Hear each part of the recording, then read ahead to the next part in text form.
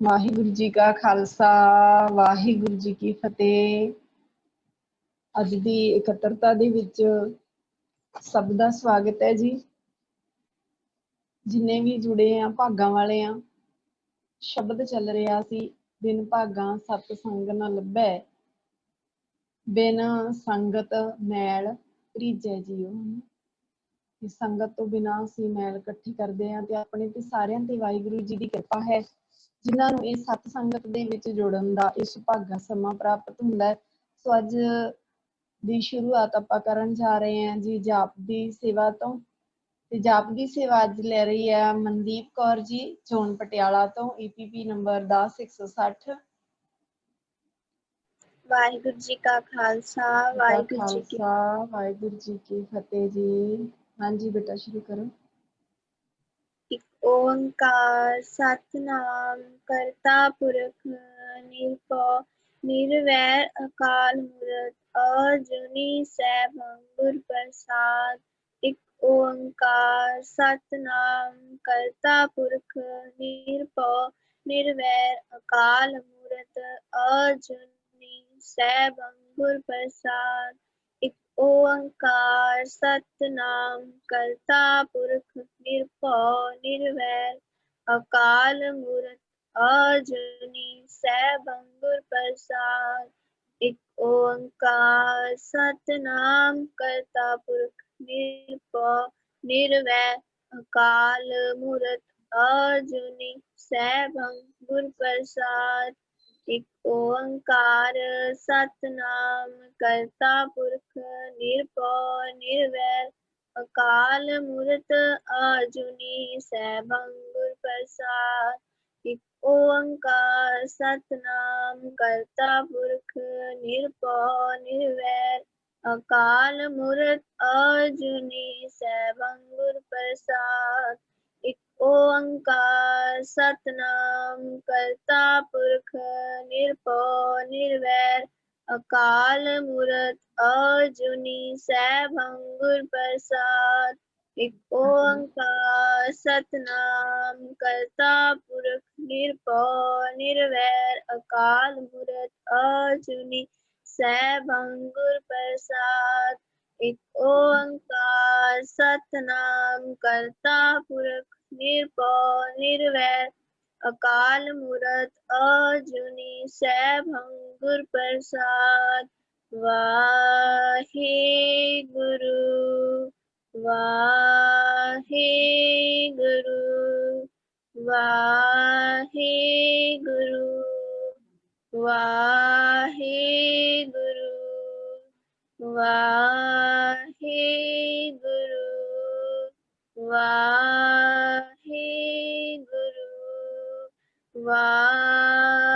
ਵਾਹਿਗੁਰੂ ਵਾਹਿਗੁਰੂ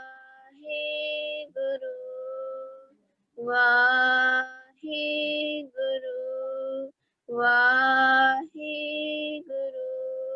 ਵਾਹਿਗੁਰੂ। ਵਾਹਿਗੁਰੂ ਜੀ ਕਾ ਖਾਲਸਾ ਵਾਹਿਗੁਰੂ ਜੀ ਕੀ ਫਤਿਹ।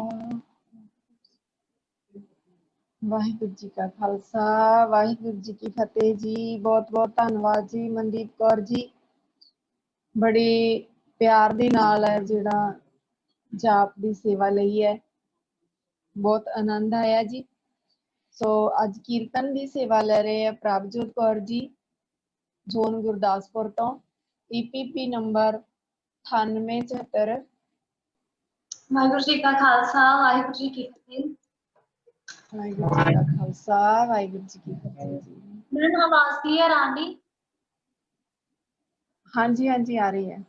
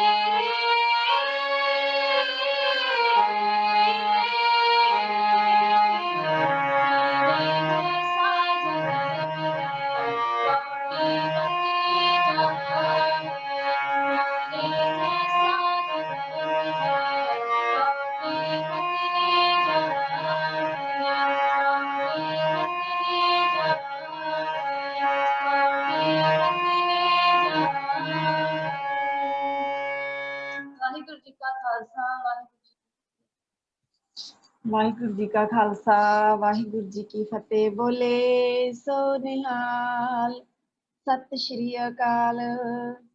Educate Punjab project ਦੇ ਬੱਚੇ, ਸੱਚਮੁੱਚ ਜਿਵੇਂ ਜਿਵੇਂ ਤੁਹਾਡੇ ਦਰਸ਼ਨ ਹੁੰਦੇ ਆ ਨਾ ਬੱਚਿਆਂ ਦੇ, ਇਹ ਸੱਚਮੁੱਚ ਬਹੁਤ ਖੁਸ਼ੀ ਹੁੰਦੀ ਹੈ ਕਿ ਐਜੂਕੇਟ ਪੰਜਾਬ ਪ੍ਰੋਜੈਕਟ ਦੀ ਜਿਹੜੀ ਲਹਿਰ ਹੈ ਉਹ ਐਸੇ ਬੱਚਿਆਂ ਨੂੰ ਪੈਦਾ ਕਰ ਰਹੀ ਹੈ ਜਿਹੜੇ ਇੱਕ ਤੋਂ ਇੱਕ ਚੜ੍ਹਨਗੀਆਂ, ਭਾਵ ਸਭ ਤੋਂ ਵੱਧ ਕੇ ਆ ਰਹੇ ਨੇ ਬੱਚੇ। ਬਹੁਤ ਵਧੀਆ ਨੇ ਜੀ, ਬਹੁਤ ਆਨੰਦ ਆਇਆ। ਰਹਿਣ ਗਵਾਈ ਸੋਏ ਕਹਿ, ਦਿਵਸ ਗਵਾਇਆ ਖਾਏ, ਹੀਰੇ ਜੈਸਾ ਜਨਮ ਹੈ ਕੌਡੀ ਬਦਲੇ ਜਾਏ। ਬੜੀ ਪਿਆਰੀ ਆਵਾਜ਼ ਦੇ ਵਿੱਚ ਕੀਰਤਨ ਸਰਵਣ ਕਰਵਾਇਆ ਪ੍ਰਭਜੋਤ ਕੌਰ ਜੀ, ਬਹੁਤ ਬਹੁਤ ਧੰਨਵਾਦ ਤੁਹਾਡਾ।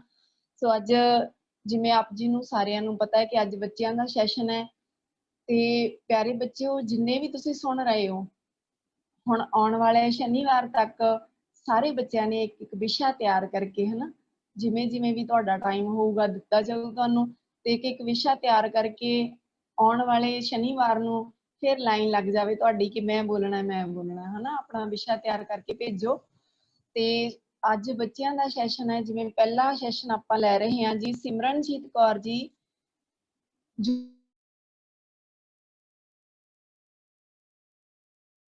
799, ਵਿਸ਼ਾ ਹੈ ਜੀ ਮਨ ਅਤੇ ਤਨ।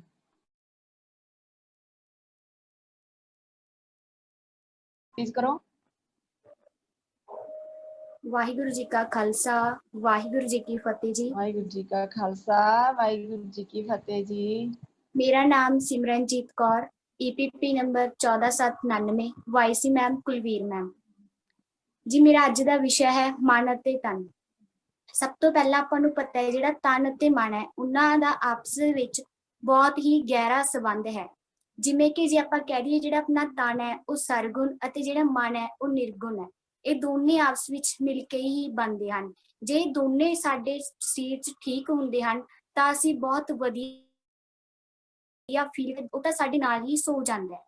ਪਰ ਜਿਹੜਾ ਅਚੇਤ ਮਨ ਹੁੰਦਾ ਹੈ ਉਹ ਜਾਗ ਰਿਹਾ ਹੁੰਦਾ ਤੇ ਸਾਡੇ ਸਰੀਰ ਦਾ ਬਲੱਡ ਸਰਕੂਲੇਟ ਚਲਾ ਰਿਹਾ ਹੁੰਦਾ। ਜੇ ਉਸ ਟਾਈਮ ਤੇ ਅਚੇਤ ਮਨ ਵੀ ਸਾਡਾ ਸਾਥ ਛੱਡ ਦੇਵੇ, ਭਾਵ ਕੰਮ ਕਰਨੋਂ ਹਟ ਜਾਵੇ, ਤਾਂ ਉਸ ਟਾਈਮ ਤੇ ਅਸੀਂ ਮਰ ਚੁੱਕੇ ਹੁੰਦੇ ਹਾਂ, ਭਾਵ ਸਾਡੀ ਡੈਥ ਹੋ ਸਕਦੀ ਹੈ। ਇਸੇ ਲਈ ਕਹਿ ਸਕਦੇ ਹਾਂ ਕਿ ਜਿਵੇਂ ਸੁਚੇਤ ਤੇ ਅਚੇਤ ਮਨ ਬਹੁਤ ਜ਼ਰੂਰੀ ਨੇ, ਉਸੇ ਤਰ੍ਹਾਂ ਹੀ ਮਨ ਅਤੇ ਤਨ ਸਾਡੇ ਲਈ ਬਹੁਤ, ਮਤਲਬ ਜੇ ਇਹਨਾਂ ਦਾ ਬੈਲੈਂਸ ਬਣਿਆ ਰਹਿੰਦਾ ਤਾਂ ਅਸੀਂ ਆਪਣੇ ਆਪ ਨੂੰ ਠੀਕ ਰੱਖਾਂਗੇ।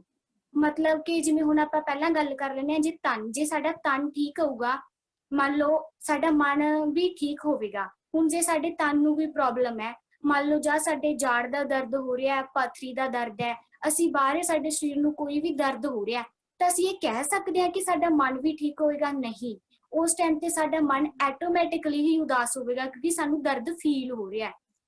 ਹੁਣ ਇਸ ਦੀ ਉਲਟ ਗੱਲ ਕਰਦੇ ਹਾਂ, ਅਸੀਂ ਤਨ ਤੋਂ ਤਾਂ ਠੀਕ ਆ, ਮਤਲਬ ਕੋਈ ਦਰਦ ਵਗੈਰਾ ਨਹੀਂ ਹੈ, ਪਰ ਮਨ ਸਾਡਾ ਅੰਦਰੋਂ ਅੰਦਰੀ ਉਦਾਸ ਹੈ। ਆਪਾਂ ਕਿਸੇ ਦੀ ਡੈਥ ਬਾਰੇ ਸੁਣ ਲਿਆ ਜਾਂ ਅਸੀਂ ਡਿਪਰੈਸ ਦੇ ਸ਼ਿਕਾਰ ਆ, ਸਾਡਾ ਮਨ ਉਦਾਸ ਹੈ, ਤਾਂ ਉਸ ਟਾਈਮ ਤੇ ਅਸੀਂ ਇਹ ਕਹਿ ਸਕਦੇ ਹਾਂ ਕਿ ਅਸੀਂ ਤਨ ਤੋਂ ਵੀ ਠੀਕ ਹਾਂ, ਵੀ ਅਸੀਂ ਸਾਰਾ ਕੰਮ ਕਰਾਂਗੇ। ਜਦੋਂ ਸਾਡਾ ਮਨ ਹੀ ਨਹੀਂ ਠੀਕ ਤਾਂ ਅਸੀਂ ਕੋਈ ਵੀ ਕੰਮ ਕਰ ਸਕਦੇ ਹਾਂ।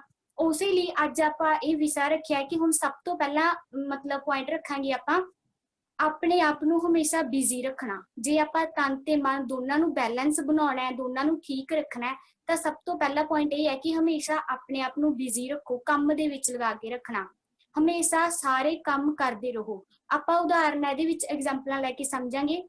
ਜਿਵੇਂ ਕਿ ਆਪਾਂ ਸਭ ਤੋਂ ਪਹਿਲਾਂ ਗੱਲ ਕਰਦੇ ਹਾਂ, ਇੱਕ ਵਿਅਕਤੀ ਹੈ, ਉਹਨੂੰ ਆਪਾਂ ਕਹਿਤਾ ਤੇ ਆ ਲਓ ਲੱਖ ਰੁਪਇਆ ਲੈ ਲੈ, ਤੂੰ 1 ਮਹੀਨਾ ਕੋਈ ਕੰਮ ਨਹੀਂ ਕਰਨਾ, ਠੀਕ ਹੈ ਜੀ। ਇਸ ਦੇ ਉਲਟਾ ਆਪਾਂ ਦੂਜੇ ਵਿਅਕਤੀ ਨੂੰ ਕਹਿੰਦੇ ਆ ਕਿ ਅਸੀਂ ਤੈਨੂੰ 20,000 ਰੁਪਇਆ ਦੇਵਾਂਗੇ, ਭਾਈ ਤੂੰ ਸਾਰਾ ਕੰਮ ਕਰਨਾ, ਤੂੰ ਦਿਨੇ ਸਵੇਰੇ ਆਉਣਾ, ਸ਼ਾਮ ਨੂੰ ਜਾਣਾ। ਹੁਣ 1 ਮਹੀਨੇ ਬਾਅਦ ਆਪਾਂ ਇਹਨਾਂ ਦਾ ਰਿਜ਼ਲਟ ਕੀ ਦੇਖਾਂਗੇ? ਜਿਹੜੇ ਬੰਦਾ ਵਿਹਲਾ ਰਿਹਾ, ਜਿਹਨੂੰ ਆਪਾਂ ਕਿਹਾ ਤੂੰ ਫ੍ਰੀ ਰਹਿਣਾ, ਉਹ ਇੰਨਾ ਜ਼ਿਆਦਾ ਬਿਮਾਰੀਆਂ ਦਾ ਸ਼ਿਕਾਰ ਹੋ ਚੁੱਕਿਆ ਹੋ, ਚਾਹੇ ਉਹਨੂੰ ਤਨ ਦੀ ਬਿਮਾਰੀ ਕੋਈ ਨਾ ਹੀ ਹੋਵੇ, ਪਰ ਉਹ ਆਪਣੇ ਮਤਲਬ ਮਨ ਨਾਲ, ਉਹਦੇ ਮਨ 'ਚ ਇੰਨੀ ਨੈਗੇਟਿਵ ਥਿੰਕਿੰਗ ਭਰੀ ਹੋਊਗੀ, ਉਹ ਇੰਨਾ ਬਿਮਾਰ ਡਿਪਰੈਸਡ ਹੋ ਚੁੱਕਿਆ ਹੋ ਕਿ ਉਸਦਾ ਸਤਿਆਨਾਸ਼ ਹੋ ਗਿਆ ਹੋ। ਪਰ ਇਸਦੇ ਉਲਟ ਜਿਹੜੇ ਵਿਅਕਤੀ ਨੂੰ ਇਹ ਕਿਹਾ ਕਿ ਤੂੰ ਡੇਲੀ ਕੰਮ ਕਰਨਾ, ਉਹ ਸਵੇਰੇ ਉੱਠਦਾ ਹੈ, ਪਾਠ ਕਰਦਾ ਹੈ, ਰੈਗੂਲਰ ਆਪਦੇ ਕੰਮ ਤੇ ਜਾਂਦਾ, ਸ਼ਾਮ ਨੂੰ ਆਪਣੇ ਪਰਿਵਾਰ 'ਚ ਆਉਂਦਾ, ਉਹ ਠੀਕ ਹੈ ਫਿਜ਼ੀਕਲੀ ਤੇ ਸਾਡਾ ਮਨ ਵੀ ਠੀਕ ਹੈ। ਹਾਂਜੀ, ਉਸ ਤੋਂ ਬਾਅਦ ਆਪਾਂ ਗੱਲ ਕਰਦੇ ਹਾਂ ਕਿ ਆਪਣੇ ਸਰੀਰ ਨੂੰ, ਆਪਣੇ ਤਨ ਨੂੰ ਕੋਈ ਵੀ ਪਰੇਸ਼ਾਨੀ ਨਾ ਆਉਣ ਦਿਓ। ਮਤਲਬ ਆਪਣੇ ਜਿਹੜਾ ਬਾਹਰੀ ਸਰੀਰ ਹੈ ਉਹਨੂੰ ਫਿੱਟ ਰੱਖੋ, ਉਹਨੂੰ ਅਸੀਂ ਫਿੱਟ ਕਿਵੇਂ ਰੱਖ ਸਕਦੇ ਆਂਗੇ? ਉਹਨੂੰ ਫਿੱਟ ਰੱਖਣ ਦੇ ਲਈ ਸਾਨੂੰ ਐਕਸਰਸਾਈਜ਼ ਡੇਲੀ ਕਰਨੀ ਚਾਹੀਦੀ ਹੈ। ਡੇਲੀ ਐਕਸਰਸਾਈਜ਼ ਕਰਾਂਗੇ ਅਸੀਂ ਫਿਜ਼ੀਕਲੀ ਫਿੱਟ ਹੋਵਾਂਗੇ, ਫਿਜ਼ੀਕਲੀ ਫਿੱਟ ਹੋਵਾਂਗੇ ਅਸੀਂ ਮੈਂਟਲੀ ਆਪਣੇ ਆਪ ਹੀ ਫਿੱਟ ਹੋ ਜਾਵਾਂਗੇ। ਹੁਣ ਇਹਦੇ ਵਿੱਚ ਆਪਾਂ ਅੱਜ ਕੱਲ੍ਹ ਦੇਖਦੇ ਹਾਂ ਕਿ ਹਰ ਥਾਂ ਏਸੀ, ਹਰ ਥਾਂ ਹਰ ਲੋਕ ਨੇ ਜਿਹੜੇ ਜ਼ਿਆਦਾਤਰ ਅੱਜ ਏਸੀਜ਼ ਦੇ ਵਿੱਚ ਰਹਿੰਦੇ ਨੇ। ਪਰ ਕਦੇ ਇਹ ਚੀਜ਼ ਵੀ ਸਾਰਿਆਂ ਨੇ ਨੋਟ ਕੀਤੀ ਹੋਊ ਆਲਮੋਸਟ, ਜਦੋਂ ਆਪਾਂ ਬਾਹਰਲੀ ਤਾਜ਼ੀ ਆਕਸੀਜਨ ਦੇ ਵਿੱਚ ਜਾਂਦੇ ਹਾਂ ਤਾਂ ਆਪਾਂ ਨੂੰ ਬਹੁਤ ਜ਼ਿਆਦਾ ਵਧੀਆ ਫੀਲ ਹੁੰਦਾ ਹੈ। ਮੈਂ ਪਿੱਛੇ ਜੇ ਪੜ੍ਹਿਆ ਸੀ ਇੱਕ ਨਿਊਜ਼ ਸੀਗਾ, ਪਤਾ ਨਹੀਂ ਨਿਊਜ਼ਪੇਪਰ 'ਚ ਸ਼ਾਇਦ ਪੜ੍ਹਿਆ ਸੀ, ਜਦੋਂ ਆਪਾਂ ਵਾਕਿੰਗ ਕਰਨ ਜਾਂਦੇ ਹਾਂ ਆਪਾਂ ਕੀ ਕਰਦੇ ਹਾਂ, ਆਪਾਂ 4-5 ਜਣੇ ਵਗ ਜਾਂਦੇ ਹਾਂ ਜੀ, ਚਲੋ ਜੀ ਵਾਕਿੰਗ ਕਰਕੇ ਆਉਂਦੇ ਹਾਂ, ਤੁਰ ਫਿਰ ਕੇ ਆਉਂਦੇ ਹਾਂ ਭਾਵ। ਪਰ ਉਹ ਸਾਡੇ ਤੁਰਨ ਫਿਰਨ ਦਾ ਕੋਈ ਫਾਇਦਾ ਨਹੀਂ, ਕਿਉਂਕਿ ਉਹ 'ਚ ਇਹ ਲਿਖਿਆ ਹੋਇਆ ਸੀ, ਡਾਕਟਰਸ ਨੇ ਇਹ ਲਿਖਿਆ ਸੀ ਕਿ ਜੇ ਅਸੀਂ ਬੋਲ ਕੇ ਵਾਕਿੰਗ ਕਰਨ ਜਾਵਾਂਗੇ ਤਾਂ ਕੋਈ ਫਾਇਦਾ ਨਹੀਂ। ਚੁੱਪ ਕਰਕੇ ਇਕੱਲੇ ਜਾਓ ਵਾਕਿੰਗ ਕਰਨ, ਆਪਣੇ ਆਪ ਨੂੰ ਮਹਿਸੂਸ ਕਰੋ। ਜਦੋਂ ਅਸੀਂ ਵਾਕਿੰਗ ਤੁਰਦੇ ਮਤਲਬ ਗੱਲਾਂ ਕਰਦੇ ਹਾਂ ਤਾਂ ਸਾਡਾ ਸਾਰਾ ਧਿਆਨ ਤਾਂ ਸਾਡੀਆਂ ਗੱਲਾਂ 'ਚ ਹੁੰਦਾ ਹੈ, ਆਪਾਂ ਆਪਣੇ ਸਰੀਰ ਵੱਲ ਤਾਂ ਧਿਆਨ ਹੀ ਨਹੀਂ ਦੇ ਸਕਦੇ। ਇਸ ਕਰਕੇ ਜਦੋਂ ਵੀ ਵਾਕਿੰਗ ਕਰਨ ਜਾਣਾ ਸਿੰਗਲ ਇਕੱਲੇ ਜਾਓ ਤੇ ਚੁੱਪ ਕਰਕੇ ਜਾਓ। ਜੇ ਸਾਡਾ ਤਨ ਠੀਕ ਹੋਊਗਾ ਤਾਂ ਹੀ ਸਾਡਾ ਮਨ ਠੀਕ ਹੋਊਗਾ। ਜਿਵੇਂ ਕਿ ਗੁਰਬਾਣੀ ਵਿੱਚ ਵੀ ਪੰਕਤੀ ਹੈ, ਕਰ ਇਸ਼ਨਾਨ ਸਿਮਰ ਪ੍ਰਭ ਆਪਣਾ, ਤਨ ਮਨ ਭਏ ਅਰੋਗਾ। हे ਭਾਈ ਤੂੰ ਆਪਣਾ ਇਸ਼ਨਾਨ ਵਾਰੀ ਇਸ਼ਨਾਨ ਕਰ, ਤਾਂ ਹੀ ਤੇਰਾ ਅੰਦਰਲਾ ਤਨ ਤੇ ਮਨ ਦੋਨੇ ਠੀਕ ਹੋ ਸਕਦੇ ਹਨ। ਗੁਰਬਾਣੀ ਪੜ੍ਹ ਅਤੇ ਗੁਰਬਾਣੀ ਨੂੰ ਵਿਚਾਰ। ਹਾਂਜੀ, ਹੁਣ ਆਪਾਂ ਲਾਸਟ ਦੇ ਵਿੱਚ ਇੱਕ ਐਗਜ਼ਾਮਪਲ ਮੈਂ ਤੁਹਾਨੂੰ ਹੋਰ ਦੇਣਾ ਚਾਹਾਂਗੀ। ਜਿਵੇਂ ਕਿ ਆਪਾਂ ਵਿਆਹ ਸ਼ਾਦੀਆਂ ਦੇ ਵਿੱਚ ਚੱਲ ਜਾਂਦੇ ਹੁੰਦੇ ਹਾਂ, ਵਿਆਹ ਸ਼ਾਦੀਆਂ ਦੇ ਵਿੱਚ ਜਾ ਕੇ ਕੀ ਕਰਦੇ ਹਾਂ, ਉੱਥੇ ਤਰ੍ਹਾਂ ਤਰ੍ਹਾਂ ਦੇ ਖਾਣਾ ਹੁੰਦਾ, ਜਿਵੇਂ ਕਿ ਤੰਦੂਰ ਦੀਆਂ ਰੋਟੀਆਂ ਖਾ ਲਓ ਜੀ, ਪਨੀਰ ਖਾ ਲਓ, ਮਤਲਬ ਕੁਲਚੇ ਬਰਗਰ, ਇਹ ਸਾਰਾ ਕੁਝ ਐਸੇ ਐਟ ਏ ਟਾਈਮ ਤਾਂ ਆਪਾਂ ਖਾ ਲੈਂਦੇ ਹਾਂ। ਸਾਨੂੰ ਸਾਰਿਆਂ ਨੂੰ ਇਹ ਪਤਾ ਹੁੰਦਾ ਕਿ ਬਾਅਦ ਤੋਂ ਤੁਹਾਨੂੰ ਇਹ ਤੰਗ ਜ਼ਰੂਰ ਕਰਨਗੇ। ਖਾ ਲਿਆ ਜੀ, ਉਸ ਤੋਂ ਬਾਅਦ ਅਗਲਾ ਦਿਨ ਆਇਆ, ਅਗਲੇ ਦਿਨ ਕੀ ਕਰਦੇ ਆ, ਜਦੋਂ ਆਪਾਂ ਜਿਹੜੇ ਵਿਅਕਤੀ ਨੇ ਮੰਨ ਲਓ ਇਹ ਚੀਜ਼ ਖਾਧੀ ਹੁੰਦੀ ਹੈ, ਜਦੋਂ ਉਹਨੂੰ ਕੋਈ ਬੁਲਾਉਂਦਾ ਹੈ ਵੀ ਬਈ ਮਤਲਬ ਆਪਾਂ ਉਹਨੂੰ ਬੁਲਾਉਂਦੇ ਆਗੇ, ਤਾਂ ਇੰਨਾ ਗੁੱਸੇ 'ਚ ਬੋਲਦਾ ਹੈ। ਉਹ ਨਹੀਂ ਗੁੱਸੇ 'ਚ ਬੋਲਦਾ, ਉਸਦੇ ਅੰਦਰਲਾ ਜਿਹੜਾ ਮਟਰ ਪਨੀਰ ਕੁਲਚੇ ਬਰਗਰ ਖਾਧੇ ਹੋਏ ਨੇ ਉਹ ਬੋਲ ਰਹੇ ਹੁੰਦੇ ਨੇ, ਭਾਵ ਉਹਦੇ ਅੰਦਰ ਇੰਨਾ ਸਾੜਾ ਪੈਦਾ ਹੋ ਜਾਂਦਾ ਹੈ ਕਿ ਵੀ ਹੁਣ ਤੁਸੀਂ ਸੋਚੋ ਕਿ ਆਪਾਂ ਤਲੀਆਂ ਹੋਈਆਂ ਚੀਜ਼ਾਂ ਖਾ ਕੇ ਕਦੇ ਵੀ ਫਿੱਟ ਰਹਿ ਸਕਦੇ ਹਾਂ? ਨਹੀਂ ਜੀ। ਇਸ ਕਰਕੇ ਹਮੇਸ਼ਾ ਸਾਦਾ ਭੋਜਨ ਖਾਓ, ਫਿਜ਼ੀਕਲੀ ਸੈੱਟ ਰਹੋ, ਮੈਂਟਲੀ ਸੈੱਟ ਆਪਣੇ ਆਪ ਹੋ ਜਾਵੋਗੇ। ਤਨ ਤੇ ਮਨ ਦੋਨਾਂ ਦਾ ਬੈਲੈਂਸ ਬਣਾ ਕੇ ਰੱਖੋ। ਤੇ ਅੰਤ ਵਿੱਚ ਮੈਂ ਇਹੀ ਕਹਿਣਾ ਚਾਹਾਂਗੀ, ਜੇ ਸਾਡੇ ਤਨ ਤੇ ਮਨ ਦੋਨਾਂ ਦਾ ਬੈਲੈਂਸ ਹੋਊਗਾ ਤਾਂ ਹੀ ਅਸੀਂ ਆਪਣੇ ਆਪ ਨੂੰ ਠੀਕ ਰੱਖ ਸਕਦੇ ਹਾਂ। ਅਤੇ ਵੱਧ ਤੋਂ ਵੱਧ ਸਾਰੇ ਬੱਚਿਆਂ ਨੂੰ ਬੇਨਤੀ ਹੈ ਕਿ 4 ਵਜੇ ਵਾਲਾ ਕੈਂਪ ਲਗਾਇਆ ਕਰੋ। ਇਹਦੇ ਵਿੱਚ ਸਿੱਖਣ ਨੂੰ ਸਾਨੂੰ ਬਹੁਤ ਕੁਝ ਮਿਲਦਾ ਹੈ। ਮੈਂ ਤਾਂ ਇੰਨੀ ਪੋਜ਼ਿਟਿਵ ਥਿੰਕਿੰਗ ਨਾਲ ਭਰ ਗਈ ਹਾਂ ਇਹ ਸਿੱਖ ਕੇ ਕਿ ਮੈਂ ਸਰ ਦਾ ਬਹੁਤ ਬਹੁਤ ਧੰਨਵਾਦ ਕਰਨਾ ਚਾਹਾਂਗੀ। ਵਾਹਿਗੁਰੂ ਜੀ ਕਾ ਖਾਲਸਾ, ਵਾਹਿਗੁਰੂ ਜੀ ਕੀ ਫਤਿਹ। ਬੋਲੇ ਸੋਨਿ। ਬੱਚਿਓ ਸੱਚਮੁੱਚ ਬਹੁਤ ਖੁਸ਼ੀ ਹੁੰਦੀ ਹੈ, ਤੁਸੀਂ ਇੰਨਾ ਪਿਆਰਾ ਬੋਲਣ ਲੱਗ ਪਏ ਹੋ, ਇੰਨਾ ਪਿਆਰੇ ਵਿਚਾਰ ਦੇਣ ਲੱਗ ਪਏ ਹੋ। ਤਨ ਤੇ ਮਨ ਦੇ ਲਈ ਤੁਹਾਨੂੰ ਛੋਟੇ ਹੁੰਦਿਆਂ ਹੀ ਇੰਨੀ ਸੋਝੀ ਆ ਗਈ ਹੈ ਤੇ ਹੋਰਾਂ ਨੂੰ ਵੀ ਦੱਸ ਰਹੇ ਹੋ ਕਿ ਭਾਈ ਵਿਆਹ ਜਾਂਦੇ ਆ ਤੇ ਪਰ ਆਪਣੇ ਸਰੀਰ ਦਾ ਖਿਆਲ ਰੱਖਿਆ ਕਰੋ। ਕੁਲਚੇ ਬਰਗਰ ਪੀਜ਼ਾ ਉੱਥੇ ਜੋ ਵੀ ਕੁਝ ਹੁੰਦਾ ਉਹ ਸਾਰਾ ਕੁਝ ਖਾਣ ਦੀ ਕੋਸ਼ਿਸ਼ ਨਾ ਕਰਿਆ ਕਰੋ, ਹਨਾ, ਕਿ ਦੂਜੇ ਦਿਨ ਫਿਰ ਤੁਹਾਨੂੰ ਉਹੀ ਗੁੱਸਾ ਆਉਂਦਾ। ਸੋ ਬਹੁਤ ਬਹੁਤ ਧੰਨਵਾਦ ਜੀ ਸਿਮਰਨਜੀਤ ਕੌਰ ਜੀ ਦਾ, ਜਿਨ੍ਹਾਂ ਨੇ ਮਨ ਅਤੇ ਤਨ ਬਾਰੇ ਦੱਸਿਆ। ਮਨ ਤਨ ਸਦਾ ਸੁਖੀ ਜਦੋਂ ਉਸ ਵਾਹਿਗੁਰੂ ਪਰਮਾਤਮਾ ਦੇ ਨਾਲ ਸੰਗਤ ਦੇ ਨਾਲ ਜੁੜਦੇ ਆ ਤਾਂ ਇਹ ਗੱਲਾਂ ਸੁਣ ਕੇ ਸਾਡਾ ਮਨ ਵੀ ਤੇ ਤਨ ਵੀ ਖੇੜੇ ਵਿੱਚ ਆਉਂਦਾ ਹੈ, ਸੁਖੀ ਵਸਦਾ ਹੈ।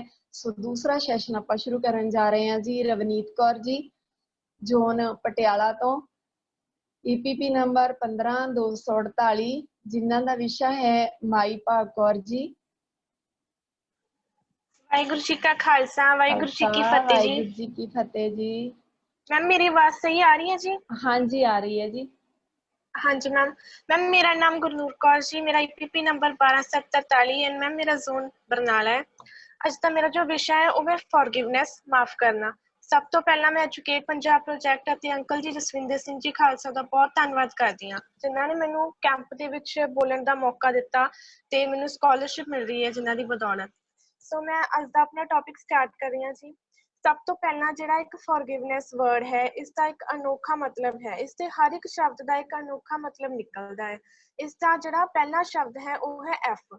ਐਫ ਦਾ ਕੀ ਮਤਲਬ ਹੈ? ਐਫ ਦਾ ਮਤਲਬ ਹੈ it is we are doing it for ourselves, ਕਿ ਹੀ ਕਿਸੇ ਨੂੰ ਫॉरगिव ਕਰ ਰਹੇ ਹਾਂ ਤਾਂ ਆਪਣਾ ਹੀ ਫਾਇਦਾ ਹੋਵੇਗਾ ਤੇ ਕਿਸੇ ਨੂੰ ਖੁਸ਼ੀ ਮਿਲੇਗੀ, ਉਹ ਤਾਂ ਵੱਖਰੀ ਗੱਲ ਹੈ।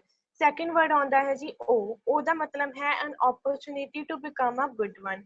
ਇਸ ਦਾ ਮਤਲਬ ਹੈ ਕਿ ਆਪਾਂ ਨੂੰ ਇੱਕ ਅਵਸਰ ਮਿਲਦਾ ਹੈ, ਇੱਕ ਆਪਾਂ ਨੂੰ ਮੌਕਾ ਮਿਲਦਾ ਹੈ ਕਿ ਆਪਾਂ ਚੰਗੇ ਇਨਸਾਨ ਬਣ ਸਕੀਏ ਜਾਂ ਫਿਰ ਚੰਗੇ ਬਣਨ ਦੀ ਕੋਸ਼ਿਸ਼ ਕਰ ਸਕੀਏ। ਨੈਕਸਟ ਵਰਡ ਆਉਂਦਾ ਹੈ ਜੀ ਆਰ ਦਾ ਮਤਲਬ ਹੈ ਸ਼ੋਜ਼ ਰਿਸਪੈਕਟ ਫॉर ਅਦਰਸ, ਕਿ ਦੂਸਰੇ ਪ੍ਰਤੀ ਸਾਡੇ ਮਨ ਵਿੱਚ ਜਿਹੜਾ ਸਤਿਕਾਰ ਹੁੰਦਾ ਹੈ ਉਸ ਨੂੰ ਪ੍ਰਗਟ ਕਰਦਾ ਹੈ।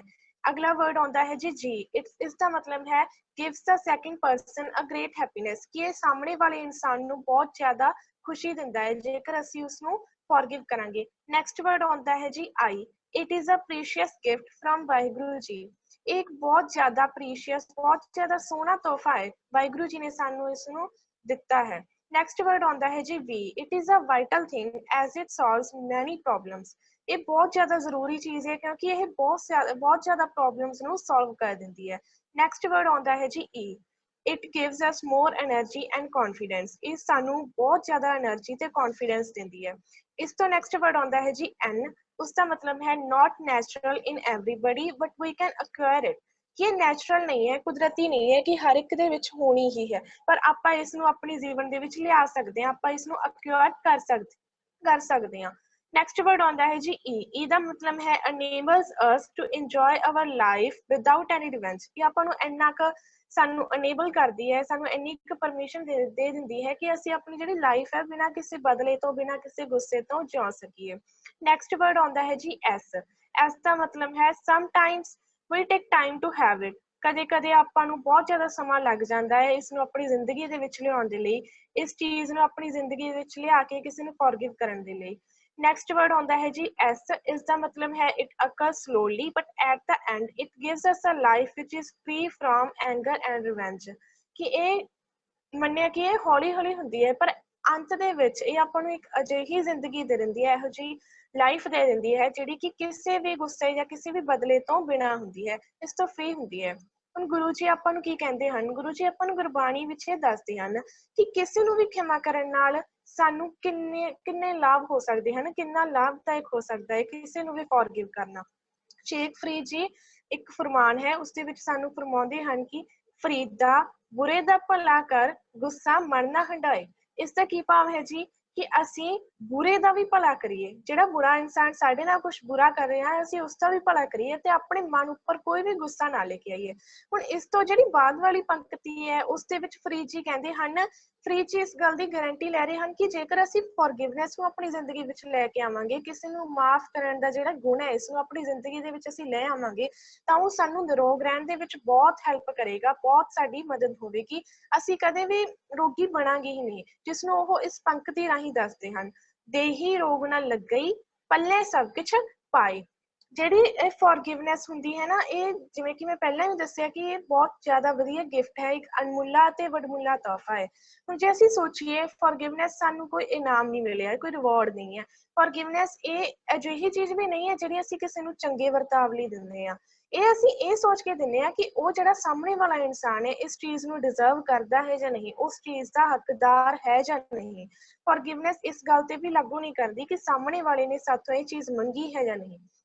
ਫॉरगिवनेस ਜਿਹੜੀ ਹੁੰਦੀ ਹੈ ਸਾਡੇ ਮਨ ਦੇ ਜਿਹੜਾ ਕੜੱਤਣ ਹੁੰਦਾ ਹੈ ਜਾਂ ਫਿਰ ਜਿਹੜਾ ਗੁੱਸਾ ਹੁੰਦਾ ਹੈ ਉਸਨੂੰ ਨਾ ਇਹ ਖਤਮ ਕਰ ਦਿੰਦੀ ਹੈ, ਸਾਨੂੰ ਆਜ਼ਾਦ ਕਰ ਦਿੰਦੀ ਹੈ, ਇਹ ਆਜ਼ਾਦੀ ਲੈ ਕੇ ਆਉਂਦੀ ਹੈ। ਫॉरगिवनेस ਇੱਕ ਪ੍ਰੋਸੈਸ ਹੈ ਜਿਹੜਾ ਕਿ ਸਮਾਂ ਲੈਂਦਾ ਹੈ ਵਾਪਰਨ ਦੇ ਲਈ, ਇਸ ਨੂੰ ਟਾਈਮ ਲੱਗਦਾ ਹੈ, ਸਾਡੇ ਅੰਦਰ ਫॉरगिवनेस ਆਉਣ ਲਈ ਵੀ ਟਾਈਮ ਲੱਗਦਾ ਹੈ, ਪਰ ਜਿੰਨਾ ਜ਼ਿਆਦਾ ਅਸੀਂ ਹਰਟ ਹੋਏ ਹੁੰਦੇ ਹਾਂ, ਜਿੰਨਾ ਜ਼ਿਆਦਾ ਸਾਨੂੰ ਤਕਲੀਫ ਹੁੰਦੀ ਹੈ ਉਨਾ ਹੀ ਸਮਾਂ ਲੱਗਦਾ ਹੈ ਆਪਾਂ ਕਿਸੇ ਨੂੰ ਵੀ ਖਿਮਾ ਕਰਨ ਦੇ ਲਈ ਉਨਾ ਹੀ ਸਮਾਂ ਲਗਾਉਂਦੇ ਹਾਂ।